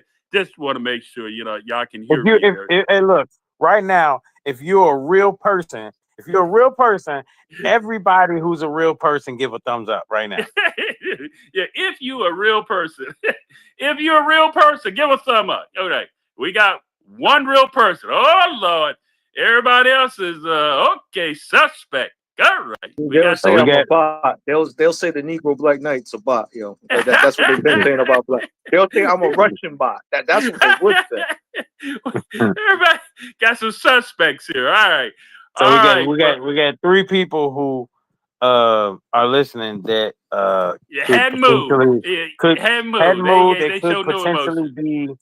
They could potentially be spies. I don't know. Yeah, you could be spies. Okay, all right. Hey, listen up. Go ahead, Negro. Where you want to jump into that, man? I'm having fun. I'm surprised that you ain't got ran out the hood by saying ain't no white supremacy. Hold up. Don't put words in my mouth, brother. Conflation. You say don't put words in my mouth, brother.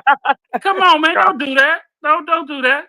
I said I am aware that there is a dominant society out here, but I will not say a white supremacy. I will not give that. I think that's the worst thing you could do to a demographic of people who already think they got you by you feed and say, oh, there's a white man, there's a white boogeyman, there's a white society out here. I think it's the worst thing you could do when you go walk in the room. Oh, I tell you, when my wife and I first got married, okay? My wife is, and she living here in the West End. I'm always been culturally able to go wherever I want. I'm an E7. I serve this country. I go where the flip. I want to go with no idea or caring who's there. I walk in the room like I own it. I don't care who it is. Okay. That's the way I roll. Okay. So my wife and I, I was taking her to fine dining restaurants and going out to different places. She's sitting in there and she says to me, it's all white people in here. Really? Really? Really? I just see people. I don't give a damn. Hey, they just some people in here. I don't give a damn. I don't care. We here. That's all that matters. We here. That's all that matters. We here. Okay? I don't give a flip. I took her to a nice restaurant. Upscale restaurant. Because I'm a surgical technologist. What's it called? 21C. You know where I'm going. Okay. Yeah, right. Y'all went to proof. Y'all went to proof. Proof. You went to proof. Yeah. Upscale. Highly upscale. Yeah. Hey, there in the door. Probably more than my car. Okay. Yeah. I'm mad they took the rabbit off the menu. But, I digress. We sitting in there having a good time. You get to that. We the only one in there look like us. Hey, don't care. Don't give a flip. This ain't the 18, 16, 19. I can go wherever the HELLI wants to go. Because I don't have this. But you know what? I just remembered. You caused some sterile. So you're going in them sundown towns now. So you're going in them sundown towns now, huh? Don't bring So you that. going I'm just trying. that's right downtown Louisville, Kentucky. That ain't Yeah, I know. I did. downtown Yeah, it nothing. was not just me. It was me, some other people. Yeah. Since you brought up, yeah. So we in the restaurant, sitting on the darn sit. Now hold on. Now let me preface. Go this. ahead. You set it up. Well, let me. Proof is a nice space. It is attached to 21C, which is a hotel museum. Right. Okay, Right. they have multiple locations and around the U.S. Right. One here in Louisville, and typically they grab art from the tri-state area, Right. right?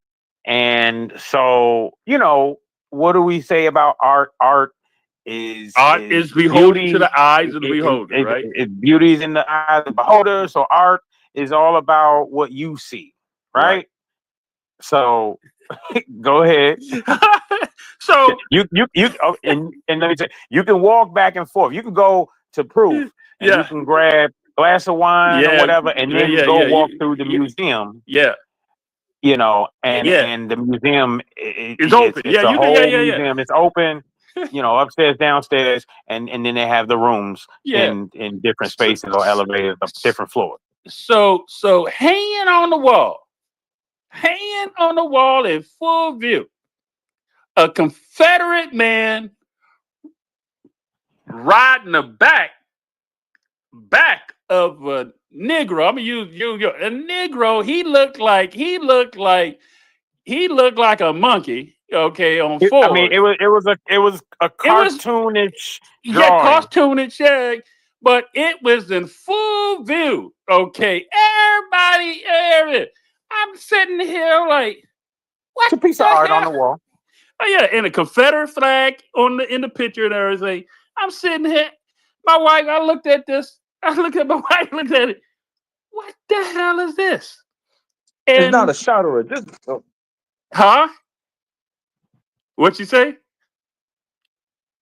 So no, my bad. My bad. It went off on mute because I was talking. My bad. Yeah. So I look at this and I'm like, what is this? So I didn't interrupt my wife and I because we were celebrating our anniversary. Next day, I mean it was 2 days because it was on next day. 2 days later, I came back to the manager's office. And everything went on up there. I said, look at here, dude. But come to find out, I wasn't the only one.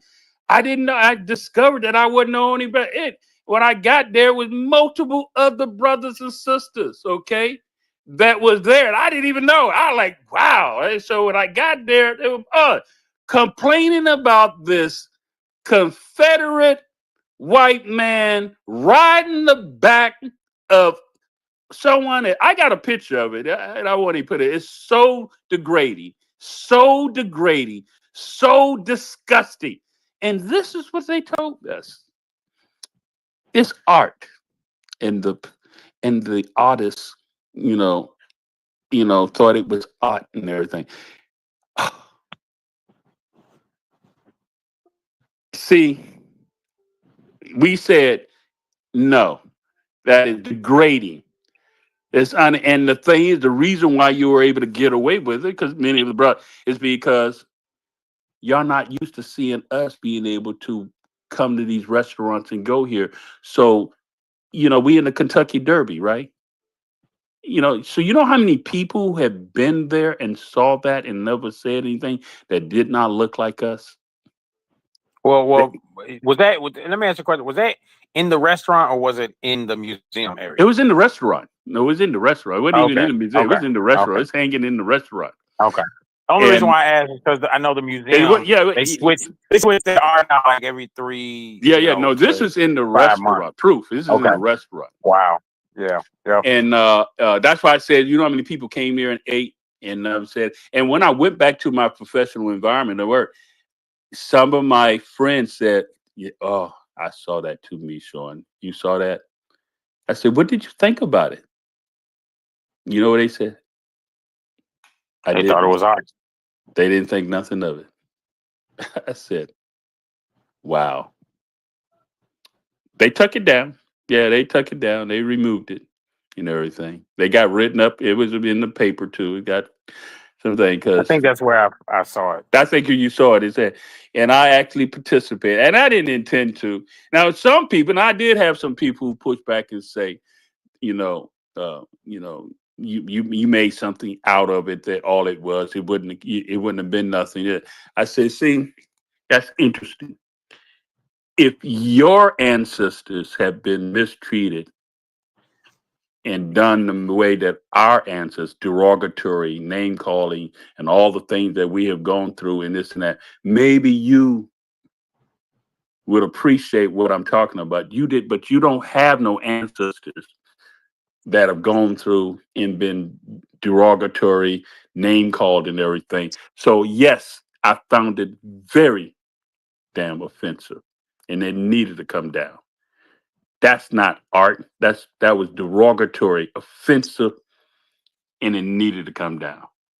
But I wouldn't have never got this shit. I What, would have never been in that restaurant had I not what. The only reason I was there in the multiple time is because of the neurosurgeons and people who love me and I love my work and everything. I hear that, and, I ask questions. So they were talking about where they been. Where you going? Yeah, that's the only way I learned about it, Joe. Yeah, what you we talking about? Proof. Where's proof? I didn't know. I've been living. Didn't know it proof. Wait. They said, "Oh yeah, oh." And I said, and I told them about my anniversary. Oh, MeShorn, this would be a good place to take your wife for your anniversary and everything. That's how I got there. Now we'd have been there 3 times since then. Okay, that's the only reason I got there. That they told me about it and everything, and the only reason I got there is because I was what in the company of other people that I had won their trust, respect, and confidence and respect that they didn't think nothing of it, okay, of having me to go and enjoy. Because what? My paper allowed me to be able to go and take my wife there. Go ahead, Negro. Yeah, You're- I'm about to slide. I'm about to slide out. You guys had a very interesting conversation. Hey, man. I think But stay out of them sundown towns. They don't want you there. All right, they don't it's, want but you I there. don't care what they, They I make don't it care. known. Look at that. You see that's the problem. I don't care if they want me there or not. Okay, especially you got to understand. I am a veteran. Have served this country 21 years. Guess what? I don't give a flip about. I've served this country. I can go anywhere I want. Anywhere I want. Anywhere I want. I've served this country. See, when you take that attitude, then you don't hear me saying white supremacy. And I don't think that way. This is my country. I serve this country and I can go where?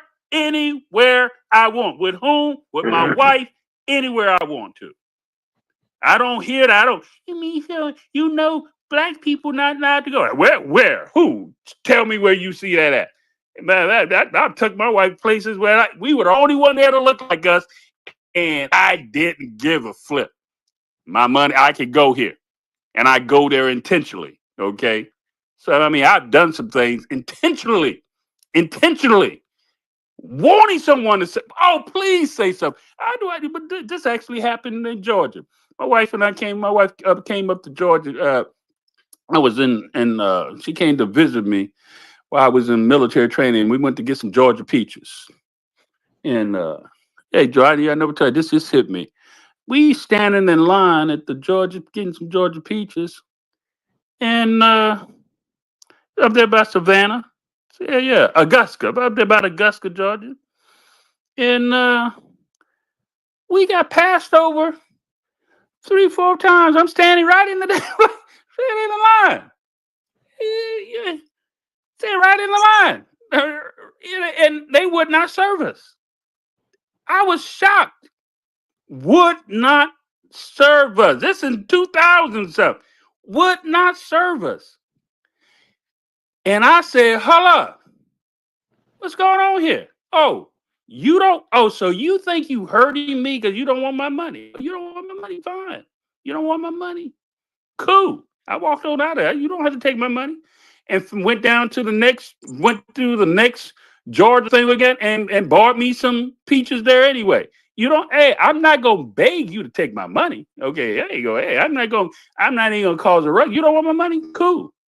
But yeah, with my wife, it was a real shock that they did not want to serve us. It was really an eye opener to me. And that day and time that they did not want to serve us. We was the only, we were the only ones in there looked like us, and they would not serve us. That's deep, They ain't it? attacked our veterans. But anyway, I can see why. we, do you allow when you say white supremacy, when you say it regular, mean, what do you write up here for? Oh yeah, white supremacy mean when you already come out and identify that there's a Hey, white supremacy. hold on. Somebody's on mute. Yeah, that's Negro. Negro, put him on mute. Put him on mute. In today's time. Yeah, put him in mute. Joe, you got that? Joe, can you get that? Yeah, I got it. Yeah, he got it. Yeah. So when you're It's walking, not him. when you already Hold on. I'm gonna mute everybody and then just hold on.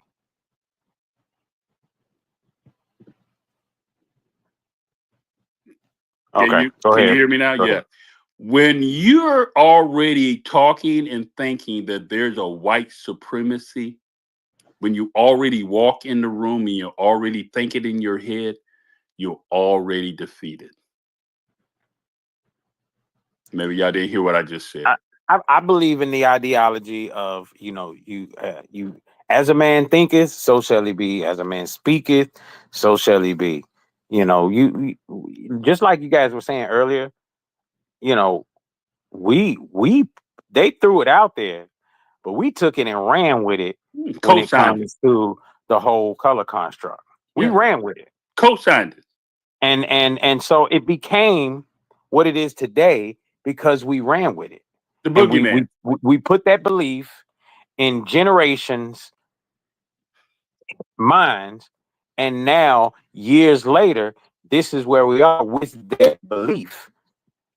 So some people don't even try to work against the color construct because they're already defeated, believing there's nothing that can be done because they are superior. Yep.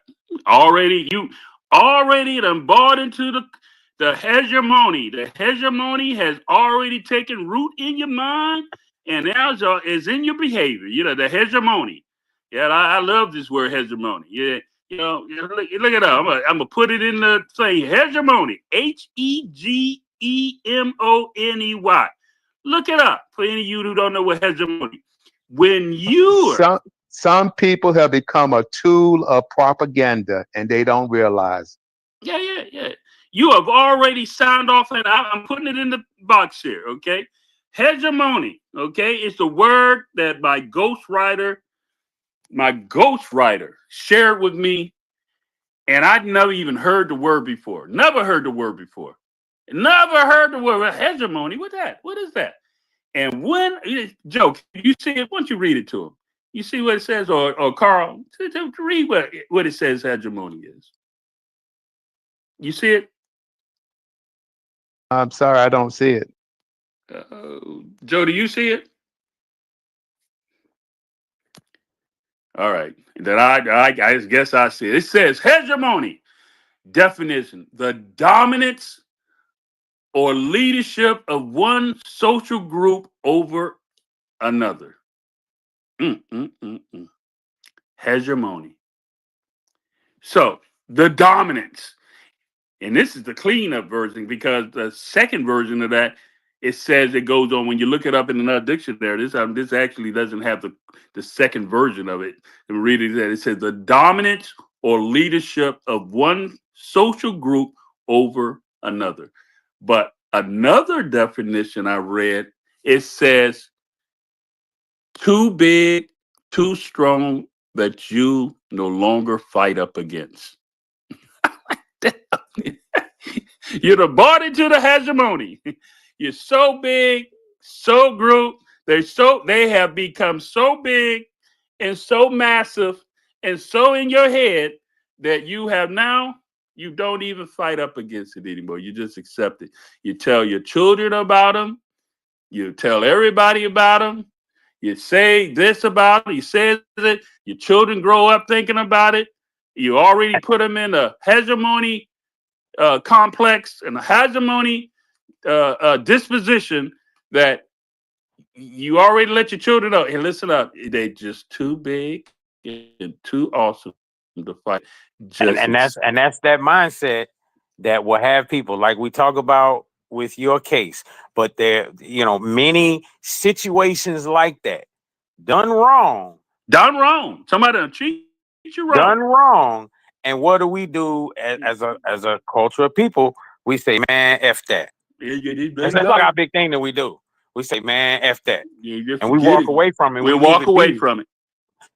As opposed to fighting up against it, but we don't fight up against it because we believe it's too great and too big. I mean, I get it in certain situations. When you deal in big corporate. I mean, I had situation early this year, with the food business I told you about. Right. And I mean, you're talking about $1 billion company with $1 million lawyers. Yeah, they're gonna have us in court forever. Right. You got to have some big money in order to deal with something like that. But in these situations, I mean, I picked out years ago, probably about 7-8 years ago. I'm driving Uber. I pick a young lady up from Hooters, and she got fired. Right. A sister, and it was wrong as the way that she explained it. And so I'm like, well, shoot, you need to call corporate and you need to make a stink about this because that don't sound right. Don't sound like, they over here. They took advantage of your it. chain. Right. Locally, on a local level here at this space, they done took advantage of it. You need to speak on this. You can probably, we got free legal aid here. Right. And go handle your downtown. business, girl. Go handle your business. Right. You know what she said? Man, F that. Right.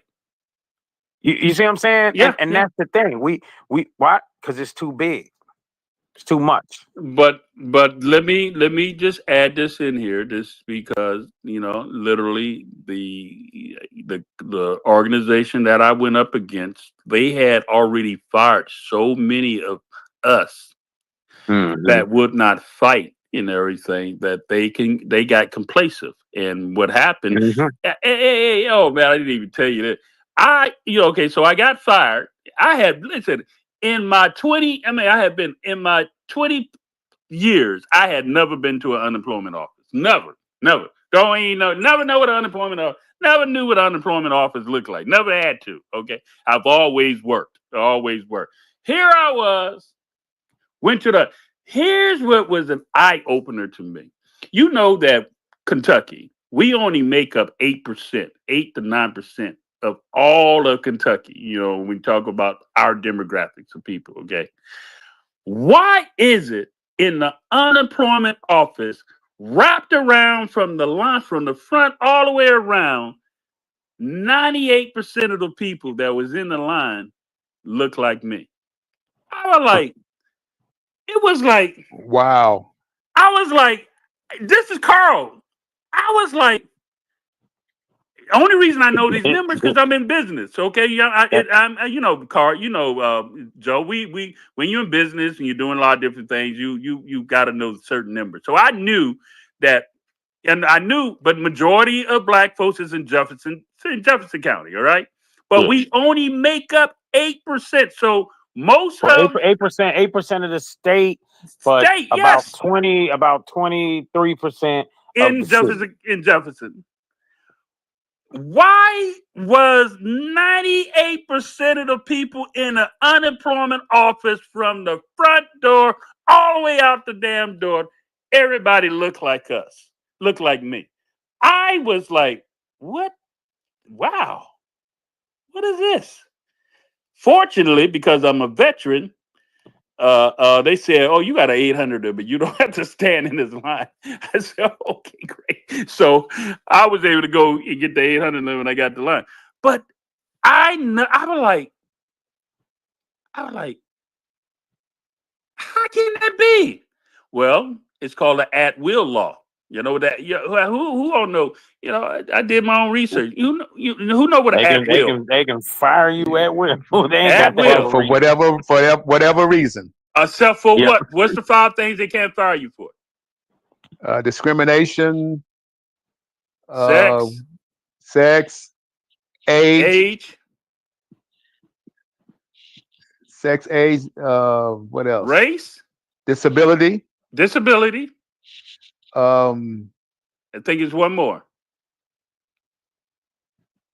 I already said sexual discrimination. It was just 4 of them, man. But those are the 5. If you can prove that they found you for that, you got a case. Anything else, at will. They can fire you at will. At will. At will. So why is it that majority of the people that I saw in the line at the unemployment aid office look like me when we only make up? We only make up 8% in Kentucky, and 20 of that 8%, 20% of that is in the state of in Jefferson County, and in the unemployment office, I was shocked.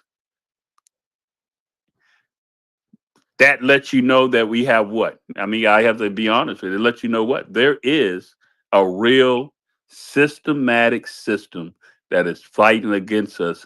And many of us are unaware that we are in a hegemony system and we allow them to fire us because I'm about to say something. Many of us lack the capital, the paper, financial status to fight against them. It took me $10,000 I had to invest. My wife and I, we had the money. I could pull out $10,000 to invest to go after my case, and I got a big return because of that. I had the money to do it. How many of us got 10,000, 20,000, 40,000, 50,000? Just not attached to anything. You just right. Am I talking? I mean, Carl, am I talking right? you're right on the money. We don't have many don't have the resources, the money, the attorney, the other things, the ability to stay long term. There's a lot of things that's involved in it. And And again, to be fair, MeShorn, you was going to comply also until you found out the reason that they gave yeah, I to was the no. unemployment You know office. why? I'm glad that you said that. You know why? Because I had a 401k. I was going to take my 401k, pay off all my bills, and I was just going to say, forget it. I ain't gonna worry about it until when I went and filed for my unemployment, and they called me at the house. So I'm glad you brought that up, Carl. I got the phone call. My wife and I was at home, and the unemployment office called my house, and the unemployment office says we have to disapprove your unemployment benefits. And I said, why?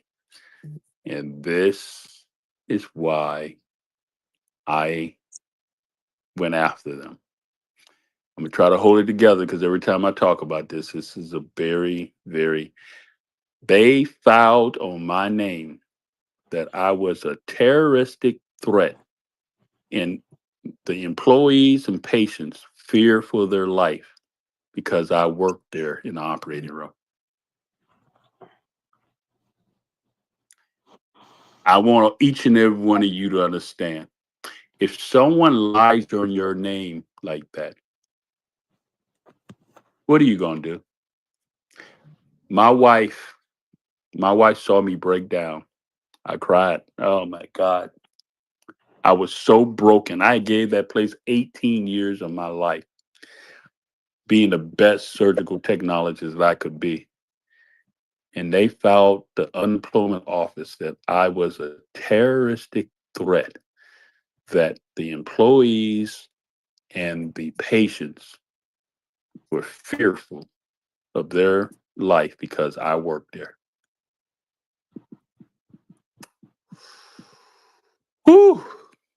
Carl, Joe, you already know me, man. Joe, you know me. You know that ain't gonna happen. That's what threw me over. They done got me twisted. They done made what? Oh, that's what Carl. Thank you, boy. You brought. I hear that Rocky sound. Dun, dun, dun, dun, dun, dun, dun.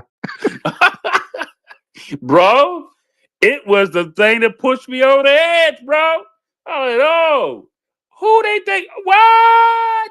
Who you talking about? Who? You talking about me?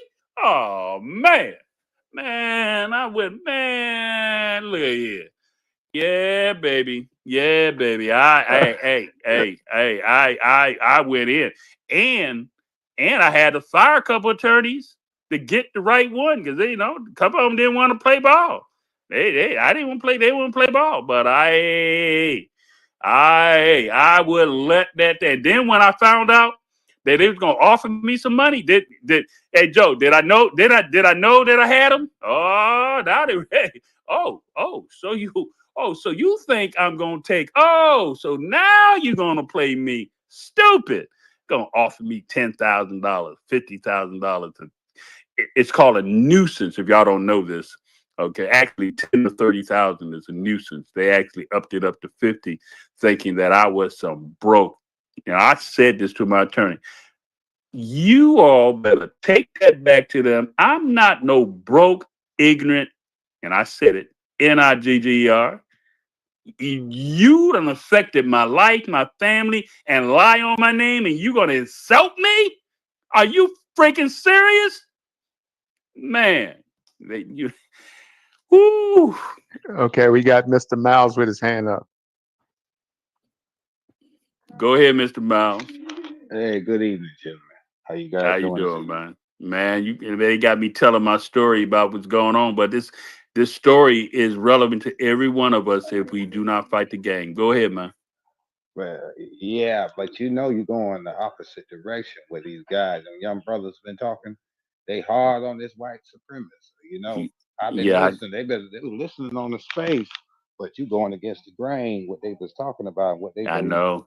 So they've I been know. fighting on this for the last 4, 5 years. They said, I'm just not getting on this X stuff. When Elon bought it, I had got interested in it because I was following along with You Tesla. are. With Yeah, you Tesla and noticed stuff like that, that. huh? You Yeah, noticed that, huh? yeah, I noticed a lot. But but I want you shared something about the unemployment situation in Jefferson County, Yeah. right? You know what it says? I looked up, say I always be listening and I'm very observant. So what it says is, I don't know if you know, it said the residents age group, talking about how much pay you guys get. It starts from 25 to 44, earn a medium, this the medium pay of $79,000 a year. From Mm-hmm. the age 45 to 64 earns $83,000 a year. So I Mm-hmm. was like, when you said the unemployment office was packed with a bunch of brothers in there, I was like, wow, how's that? And they said this time, paying good money. And it's like the job you said you had, it's saying that the top payers on there is like $96,000 annually, up to Mm-hmm. $48 an Mm-hmm. Yeah, hour. and then you put all the other stuff on top of it. Yeah. You way over a six-figure income. Yeah. Yeah, but I was just I was trying to figure that Yeah. out. Like, Yeah. how Mm-hmm. is you saying how all these, and I know they got, how far is Kentucky truck plant from there? From Oh, Jefferson County? Ain't that's the same? It's in the same yeah. Yeah. county, It's isn't same. it? It's in the same. Yeah. Yeah. Huh? Yeah, I kind of figured that. I used to go there, but I knew it was to say Jefferson, but right there off of 71, right Right. there. Right. I ride over 71. I live out Okay. this way. I live out Oh, this way. Yeah. I live out there. okay. So I know I've seen a lot of brothers working there. You said about the color construct, and Mm-hmm. you're gonna get a lot of slack about that. And I'm gonna go back to that again because that's you notice. I don't know if you notice or not. I know you are very aware too. I'm aware of it. If I'm you look aware. at all of these little popular brothers on here, and that's what made me so. And I apologize. I keep getting off the topic. I got a No. No. lot on Go my ahead, mind, man. No, but Miles. this Go one ahead, man. made it very interesting to me. And when I first got on X, they kept saying, it's a black X, black Twitter, or black X, they call it, or in white. And I said, what is this mess? Right. So I started looking, And I say, okay, this the blacks, they on this side and the And whites they on this side. chastised me Yeah. when I got here. You know what they did? Carl can testify. Hmm. I They didn't want me. I see. I supposed to just stay loyal to them. I didn't supposed to go to the white spaces. I just told you. I go where the hell I want to go. Okay. Exactly. I go to where I can learn. Yeah, You yeah. I know, go where. So it's I like used that. to go. Yeah, I used to go to the spaces, and then when they heard me over those spaces, they tried to demonize me. He's over there with the white people talking. Ooh, what the hell wrong with you? It was funny. Carl, am I lying? They were like, he's But they over there. serious about this too, though, Carl. You Yes, know, they're very because serious they about got this. that white supremacy inferiority. And You I think see, they thinking. I really think, when we talking about going back and get our inheritance, I right, think that's the only way they think we could get it by that way. You trying to show them a whole different yeah, avenue, but they don't want to accept your way. You know right. what I'm saying? But No, your way is narrow, so you're yeah, not gonna it's get. a the Yeah, yeah, yeah, very few people will walk the narrow way that I'm trying to get. The narrow way is never succumb to saying that there is a white superiority different people in the United States of America. You gotta not say that. You can't live that. You can't, because it controls your behavior, your everything about you when you say that. Okay. You got to know that your existence here is come from your creator, and you have the authority to exist here, especially if you're born here in America. See, I don't operate from an inferior complex. Okay, I exist because I God tells me I exist, and I exist because I have the ability to take care of myself and handle my business and do things that. But I notice it's very astute of you to pick up that. I notice a lot of these young guys, man, they want to say white. I mean, you know what? I can't, Joe. You and I, we talked about the bill. We can't fault them because where did they get it from? They got it from their mother and their father, where they get that terminology from, right? Where they get that from? They got it from the older generation of people who sold them the idea that there is a white superiority demographics of people, and you can't fight it because it's the hegemony. You done bought into the hegemony, and your behavior. They don't even realize that your thinking and your behavior, just because when you think it that way, you're gonna behave that way. You're gonna walk in that manner, and that's why a lot of, and I'm about to say this too. It's a reason why so many of our women are so strong and so down, because our women they're able to navigate in that society a lot easier than our men, even when they may even say that there's a white dominant society, but they're females. Okay, and the dominant male, even the white females, don't feel no threat from our sisters. Now, our sisters may not like this, but it's the dominant. Carl, am I speaking the truth? They don't feel no threat. The only threat You're absolutely right. the Again, it only goes. threat they have is from when we navigate up.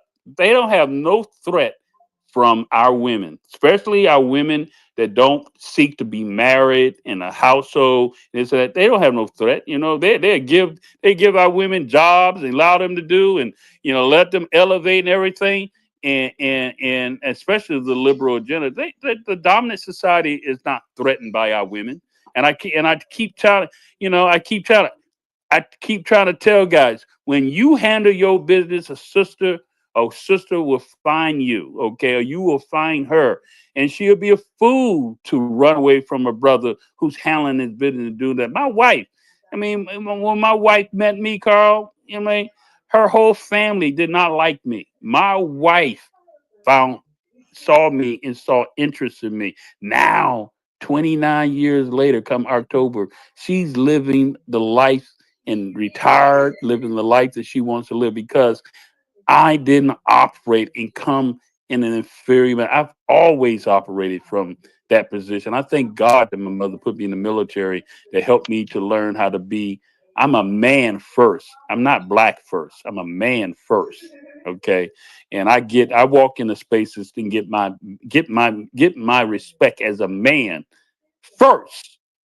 I give a damn about it. You got to see my color first. You think you're gonna box me into my color? There's gonna be a problem. You trying to box me to act and behave based on the color of my skin? There's gonna be a problem. I come in this space acting like a man with all the respect. Am I right, Miles? Hey, I love your story, man. What you told me, what you came yesterday, man. That was a beautiful story you told, No, man. you telling the truth, Flowers. You followers. You telling the truth, sir. But I just be observing, man, sitting back, man. That's the best way to do so. I'm just learning the game, but I'm noticing uh, my observation so far is I'm thinking it's all about money. I don't think these guys really serious about this, man, because if I was just, you know, sitting back. You telling me for 4 years you guys been just fussing and talking, Yeah. and Oh, that's what you I was so serious about. I'm telling you, I just been on here about almost a year. That's why I started getting so interested in reparations because I used to talk about reparations and stuff way before I got on this X. right. You see, So I you listened like to a our lot. inheritance conversation? Have you looked Y- into have you looked into the freemannation.org? Have you looked into that yet? yes I did, and I'm still looking. I'm still Okay. looking. Okay, So good. what I'm saying is basically you don't know if this is a game they playing because for followers, for likes, I don't because I know. you heard one brother. I heard one brother say on the space today. He said, "When I went viral, I made $300." So I'm not gonna do no name dropping, but when I Yeah. asked the brother, I typed it out and I asked him. I said, "Are you serious? That what you made $300?" But he didn't say. Yeah, I said, "You are you serious? You made that much?" But he didn't never say anything back. But I listened. I'm Right. saying you got to sit back and listen to them, and they tell on themselves. So when he Uh, said that, and I'm saying, oh, if you supposed to be a man of a cloth. See, when I look at a man of a cloth, and I'm not doing no judging, that, but I look at a man of a cloth. The God called you, He ordained you, not just man. It was a lot of people say they was called, but it was only a few people that was chosen. So, right. so I heard you was on the space earlier today. That's why I want to get on here tonight. I understood what you were saying, the question that you was You was asking. there when I you was was there. there. You But was what he was trying to get you to ah see, he was trying to get you to say basically like to have grace. But yes. he gave a scenario about your daughter, Yes. and but you can't do that because your daughter ain't had no kids out of Right, wedlock. right. I know. He gonna So what yeah, he was yeah. clipping Did you is see how I caught yeah, him? yeah, Yeah, you caught oh, bro. yeah, You yeah, can't use yeah. my But daughter. being a man of a cloth, Yes. by the word say, What I'm not what do talking you to I mean listen, you ain't listen, gotta listen. drop When his you when name. Thank yeah, you I know. for But when you talking about gays, okay, I'm just gonna yeah, be real with you. yeah. Okay, you have to break. You can't listen. You can't be hot and cold. Right, You know no. what I'm saying? You got to choose one. Ain't no lukewarm. You know what I'm Yeah. saying? Either you hot or you cold. Right. But you got to Here you are, a when man of the cloth and sin oh is sin, right? But right. when you talking about Eh, gays and lesbians and yeah. all this stuff, you got to stand firm. And Mm, abortions and stuff, you got to stand firm. So I came from a church organization. I stopped maybe 4 years ago. I was deep in it. It's called Keith Dominion. I don't know if you're mm-hmm. familiar with it. It's called No. House of God, Keith Dominion. You look it up. Mother Tate. Her name is Mother Tate. She started in 1912. She broke off. It was like the first black woman that started an organization. They started for Pentecostal. They broke Okay. off from. That's how Pentecostal started. So okay. I'm gonna keep moving, but there they believe in a doctrine, rules, all right? You say bylaws, right? Right, And right. in their bylaws is they don't support abortions, they don't support gays. You see what I'm Mm-hmm. saying? You gotta stand on something because the word talk about it. You're But right, now right. this generation, I noticing what they doing is they What went to was the college. word he kept saying? You gotta give. What did the word he kept saying? Like grace. He said you have to He was using another word, but he was trying to say compassion. yeah, That's what he yeah. was trying Talk to go about with. Well, like like it's basic grace, it's compassion. That's what he's saying. But You have to stand on business. Principles. Yes, you do. Yes, you do. The God stand on. God had principles. That's what you were saying. You were saying. So God gave commandments, the 10 Oh, commandments, right? you notice he wouldn't. When I asked him, I said, "Do you know what the 10 Commandments are? Those are principles, bro. Those are See principles." what I told my grandmother. She's 92 years old. I'm not gonna cut you off. I'm gonna land with this right Go here. ahead. I told my grandma a couple of years ago back. I said, you have a lot of people that went to college, right? They grew up in the church and they went to college, and the professors messed their mind up. So what they try to do is playing this mind control now.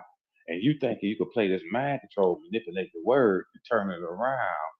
And they're using they're trying to use psychology. Yes. What they learned. You see what I'm saying? They're turning it around, trying to make everything like it's it's okay. It's all right. Yes. But I want to ask someone, I apologize, I want to land with this. I want to ask Rev this one question is, tell the people the truth. Tell the people grace is going to end.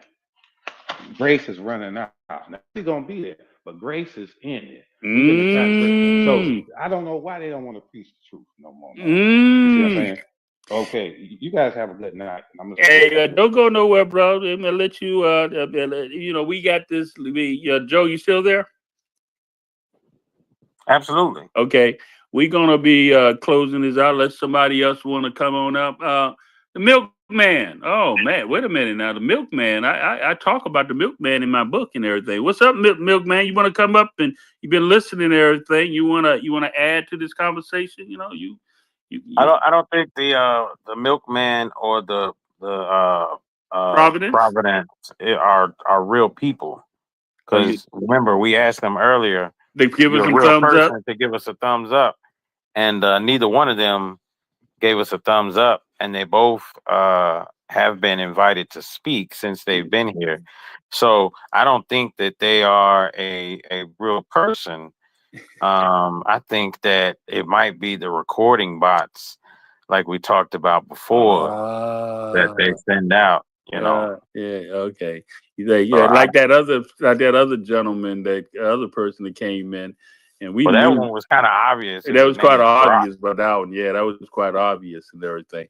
Well, listen, this has been a very, very good space. We've been having some good dialogue. I love that backwards and forth with Negro, Carl, and Negro. Excuse me, Carlos. I want to cut you off, but you did have a guy on there that he wasn't no. I'm telling you, I pay attention. I wanted to be three. I had three occupations that I wanted to be in life. Let me name them to you right now. Go ahead, tell me. FBI, a pilot, or in transportation. I decided to get in transportation. I was in transportation 21 years. I didn't go. Why I wanted FBI because all of my cousins and stuff was Detroit police officers. So I wanted to be better than them. I wanted to be, But when my mother passed, my high standard careers, pilot and FBI went down because my schooling went down. You see what I'm saying? Right. She passed. I was 15. So they moved me down to South Carolina. So it was a big adjustment moving from Michigan, Detroit, Michigan to South Carolina, a little small hit town. Yeah. So I got rebellious. You see what I'm saying? Yeah.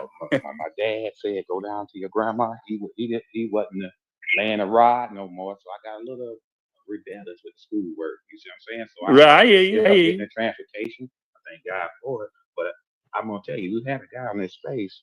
He's one of the brothers. He don't like when you say white. That is not such thing as white supremacists. You talking about dads? Are you talking about dads? No, there's another brother was on here. Are you talking about Negro? No. There's another brother. There was another brother here. Okay. Yeah. Mm-hmm. Yeah. Okay. He's very controversial out there on that X world. Out there on the spaces. He be having. I think that was Steven. Mm-hmm. There you go. Okay. Yeah, well, I pay attention to when I see him out there. Be careful. No, brother. They listen up. I'm not talking about like violence. I'm talking about. I just don't like.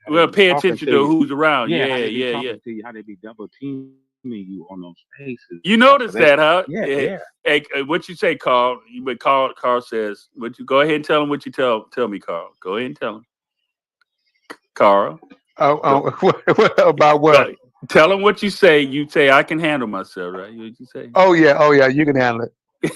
You got this.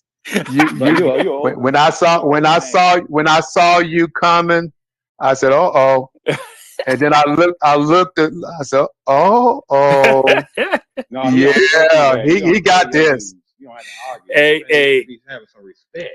They don't know yeah, nothing about respect, man. yeah. But I'm telling you. Miles was in the space that, did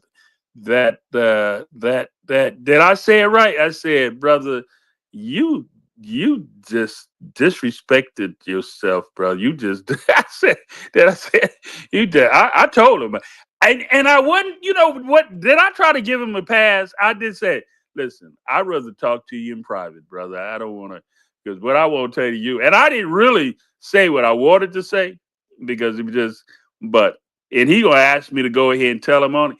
I said, all right. And I was clean. I was really being clean, I was being nice what I really wanted to say. Did you see me how I was really trying to be nice? Because when that question that I asked earlier about, with the woman asked a question about abortion, and he hid Hob and couldn't answer. That was and you a pastor, you preaching in the what, bro? What is wrong with you? Okay, yeah, he gave me some signs that something wasn't right. Well, listen up. We gonna go ahead and give it a shot. We at that 9:44. We almost made it to 10 o'clock. Okay, so anybody want to go ahead and start us off and last few words and everything? Mr. Miles, you can go ahead and start off, or Carl and Okay. Joe. You go ahead and shut it off, man. I'm gonna shut it off. I'm gonna say my little piece right here because I want to tell you this. It's just heavy on my heart for me to tell you. A lot of people, they can't handle someone else getting blessings. You see, they don't know. It's better for them to be happy. But I was taught, and what I believe, I'm supposed to be happy for you. So I'm Right. like, Lord, oh yeah, you doing it. But now it's my turn. You see what I'm Yes. saying? Yes, It's my sir. turn coming. Because testing, we overcome by the testimony. Yes. Right? So they can't receive it. And a lot of people, they can't receive it because they don't believe. Mm. They say they believe, but they really don't believe. That's the truth. They ain't really got it in them. It's not in their heart. It's not not in them their heart. because they don't know. It's 3 steps to this, 3 stages to being a believer. You got to go Right. through the 3 processes of it. Man, I'm not gonna go deep in it. You, the man of the word, I know the word in you, so you know the steps. But they don't Yeah, want to sure. go. Yes, sir. You got to go the right, proper Got to way. go through the process. Got to go You through the know, process. listen, you can't come in unless you don't know the son. You ain't. I know it's an old timer song. What's the name of that song? I can't think. Mississippi Choir sung that song. I can't think of it right now, but I know you guys know it. But it's basically saying you have to do more than just confess. It's a 3-step part. It's a three-step process. God the Father, God the Son, God the Holy Ghost. Yeah, If you get mad with that, you can say God the Spirit. Then yeah, right. But it's still only one Lord. And let's go ahead. Let's go ahead and put the final thing that most people don't. I've seen that a lot of people kind of shy away saying it, but I don't mind saying because it's in my book and everything. You got to be reborn. Got to be reborn. You must. That's what the song is. You must be reborn. It said they Carl. Is that what they say? You must be what? It didn't say. It didn't say. They didn't say. I don't think it's an option. It says you what? You got to be born again, reborn. You got to be born in the water and born through the fire. Yeah, you got to be purification. reborn. Yep, and then once you repent, you don't repeat. That's the thing about it. People say, "Yeah, I repent." That's what they kept saying earlier today, and that kept bothering me. Yeah. They think it's a joke. Yeah, that's what they know. That's what they're saying. That's why they're saying grace is gonna run. That's what so they can repeat. So they can repeat. That's what the pastor. Isn't that what he was saying? That's what he. So he can repeat. And then he didn't want to be held accountable. No. So he was going to demonize me and go, Joe. He gonna ask me when the last time you sinned. He go, anyway. That we all fall short of his Lord. Hey, they did. We was in. So yeah. Thank you for what something you just did. Thank you for coming up. It says, when you in the midst of a fight, battling, it's good to have someone who take witness of your fight, okay, and say that you fought a good fight. All you did, brother, thank you, came up and let me know you saw me in the fight and you took notice I fought a good fight, and I appreciate that, man. I actually brought it up earlier, but no one was here, and then you came up, and I didn't. I totally forgot. Actually, I forgot you was there and everything, but you came up, and brother, I thank you for acknowledging that you saw the fight that I was in, and then you confirm I fought a good fight. Okay, I appreciate that, bro. That means a lot because sometimes you need those confirmations, and you never know where they come from. You never know where they come from. So when I find myself, God found me, and I see someone doing something, I usually search them out and let them know, well done, you represented. I love what you did. Good job. All right, Carl, go ahead, man. Yes, great space. Does acknowledging white supremacy mean you're already defeated? Yes, you're defeated in your mind. There are certain words that I don't use. That's one of them, and the other word is the R word, Right, calling somebody a racist. right. I believe there's only one race, which is the human race, for many people group. So therefore, certain words is out of my lexicon. I don't use. For the R word, there's bigot, there's prejudice, there's discriminated, there's clown, there's butthead, there's all kinds of words to call somebody who thinks they are superior than me. But I would never take on that mindset that somebody else is superior than Carl Wagner. There's only one person supreme, and he is God Almighty. And I land right there. What you said, and let the church say amen. Amen. All right. And that's all that I've been trying to say. Don't say something that you don't intend. You're giving your power away when you're giving it when you say white supremacy and racist. I don't. It's funny you say I don't call people racist. There's only one human race. I ain't doing all that nonsense. I ain't doing all that nonsense. But hey, all right. If nobody else, we gonna go ahead and let Joe close us out and give it a wrap. We will be back here Hey, tomorrow, 7 o'clock. hey, it's been a great space, man. I'm in agreement with brother Miles, brother Carl, brother Uncle MeShorn. We got to get out of our head with a lot of this stuff, and it's all about our mindset. John Yah and I used to talk on the Tipping Point show a lot about how, hey, racism doesn't even exist in my world.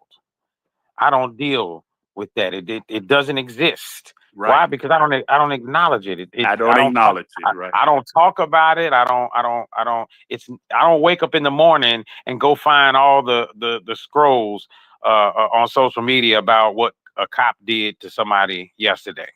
That's not what I look for. That's not where my mind. So my mind is on trying to create legacy, making money, moving forward, and in doing so, guess what I get to do? I get to hire other people that look like me. I get to help out other people. I get to help the community out. So ultimately, when you talk about that whole collective thing and everything, look, if I ain't right, I can't do right by nobody else. So I Amen. get right in order to do right by others. And that's it. That's our show for today. This is the I Ain't Your Black show based on the book I Ain't Your Black, America. Uh, we gonna be here tomorrow. It's always Tuesday, Wednesday, Thursday. So we'll be here tomorrow, same place, same time, 7 p.m. tomorrow. We will see y'all. And remember, you can play back this show here from the space, but you can also check us out on YouTube at I Ain't Your Black, and the show is played there because it's being recorded and streamed there as well. You can also go to Facebook at I Ain't Your Black and stream the show there as well. We will see you guys tomorrow, 7 p.m. Peace. Peace.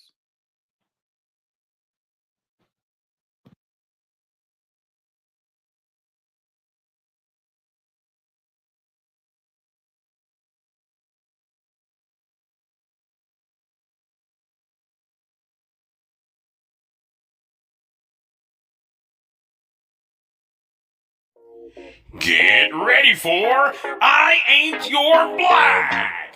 This is the podcast that offers healing, insights, and epiphanies, discussing and reviewing everything others are afraid to talk about. It's all about what is right for us. I ain't your new black. I ain't your old black. I ain't your future black. America, I ain't your black. And now, the host of I Ain't Your Black, Mr. Just As Joe and Uncle MeShorn. Man, you love causing trouble.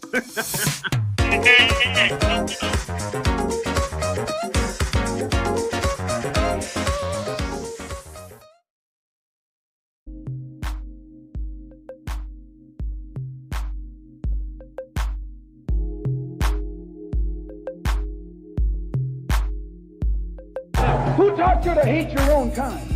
Who taught you to hate the race that you belong to? So much so that you don't want to be around each other.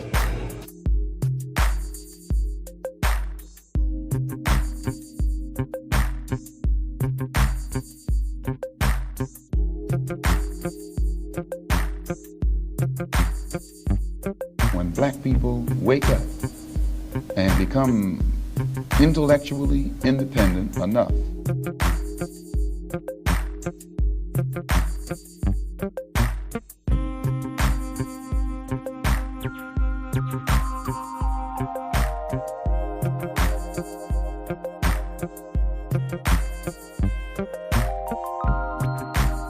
Who taught you to hate your own kind?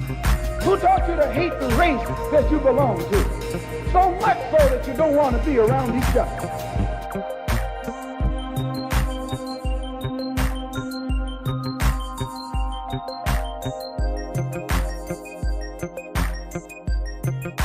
when black people wake up and become intellectually independent enough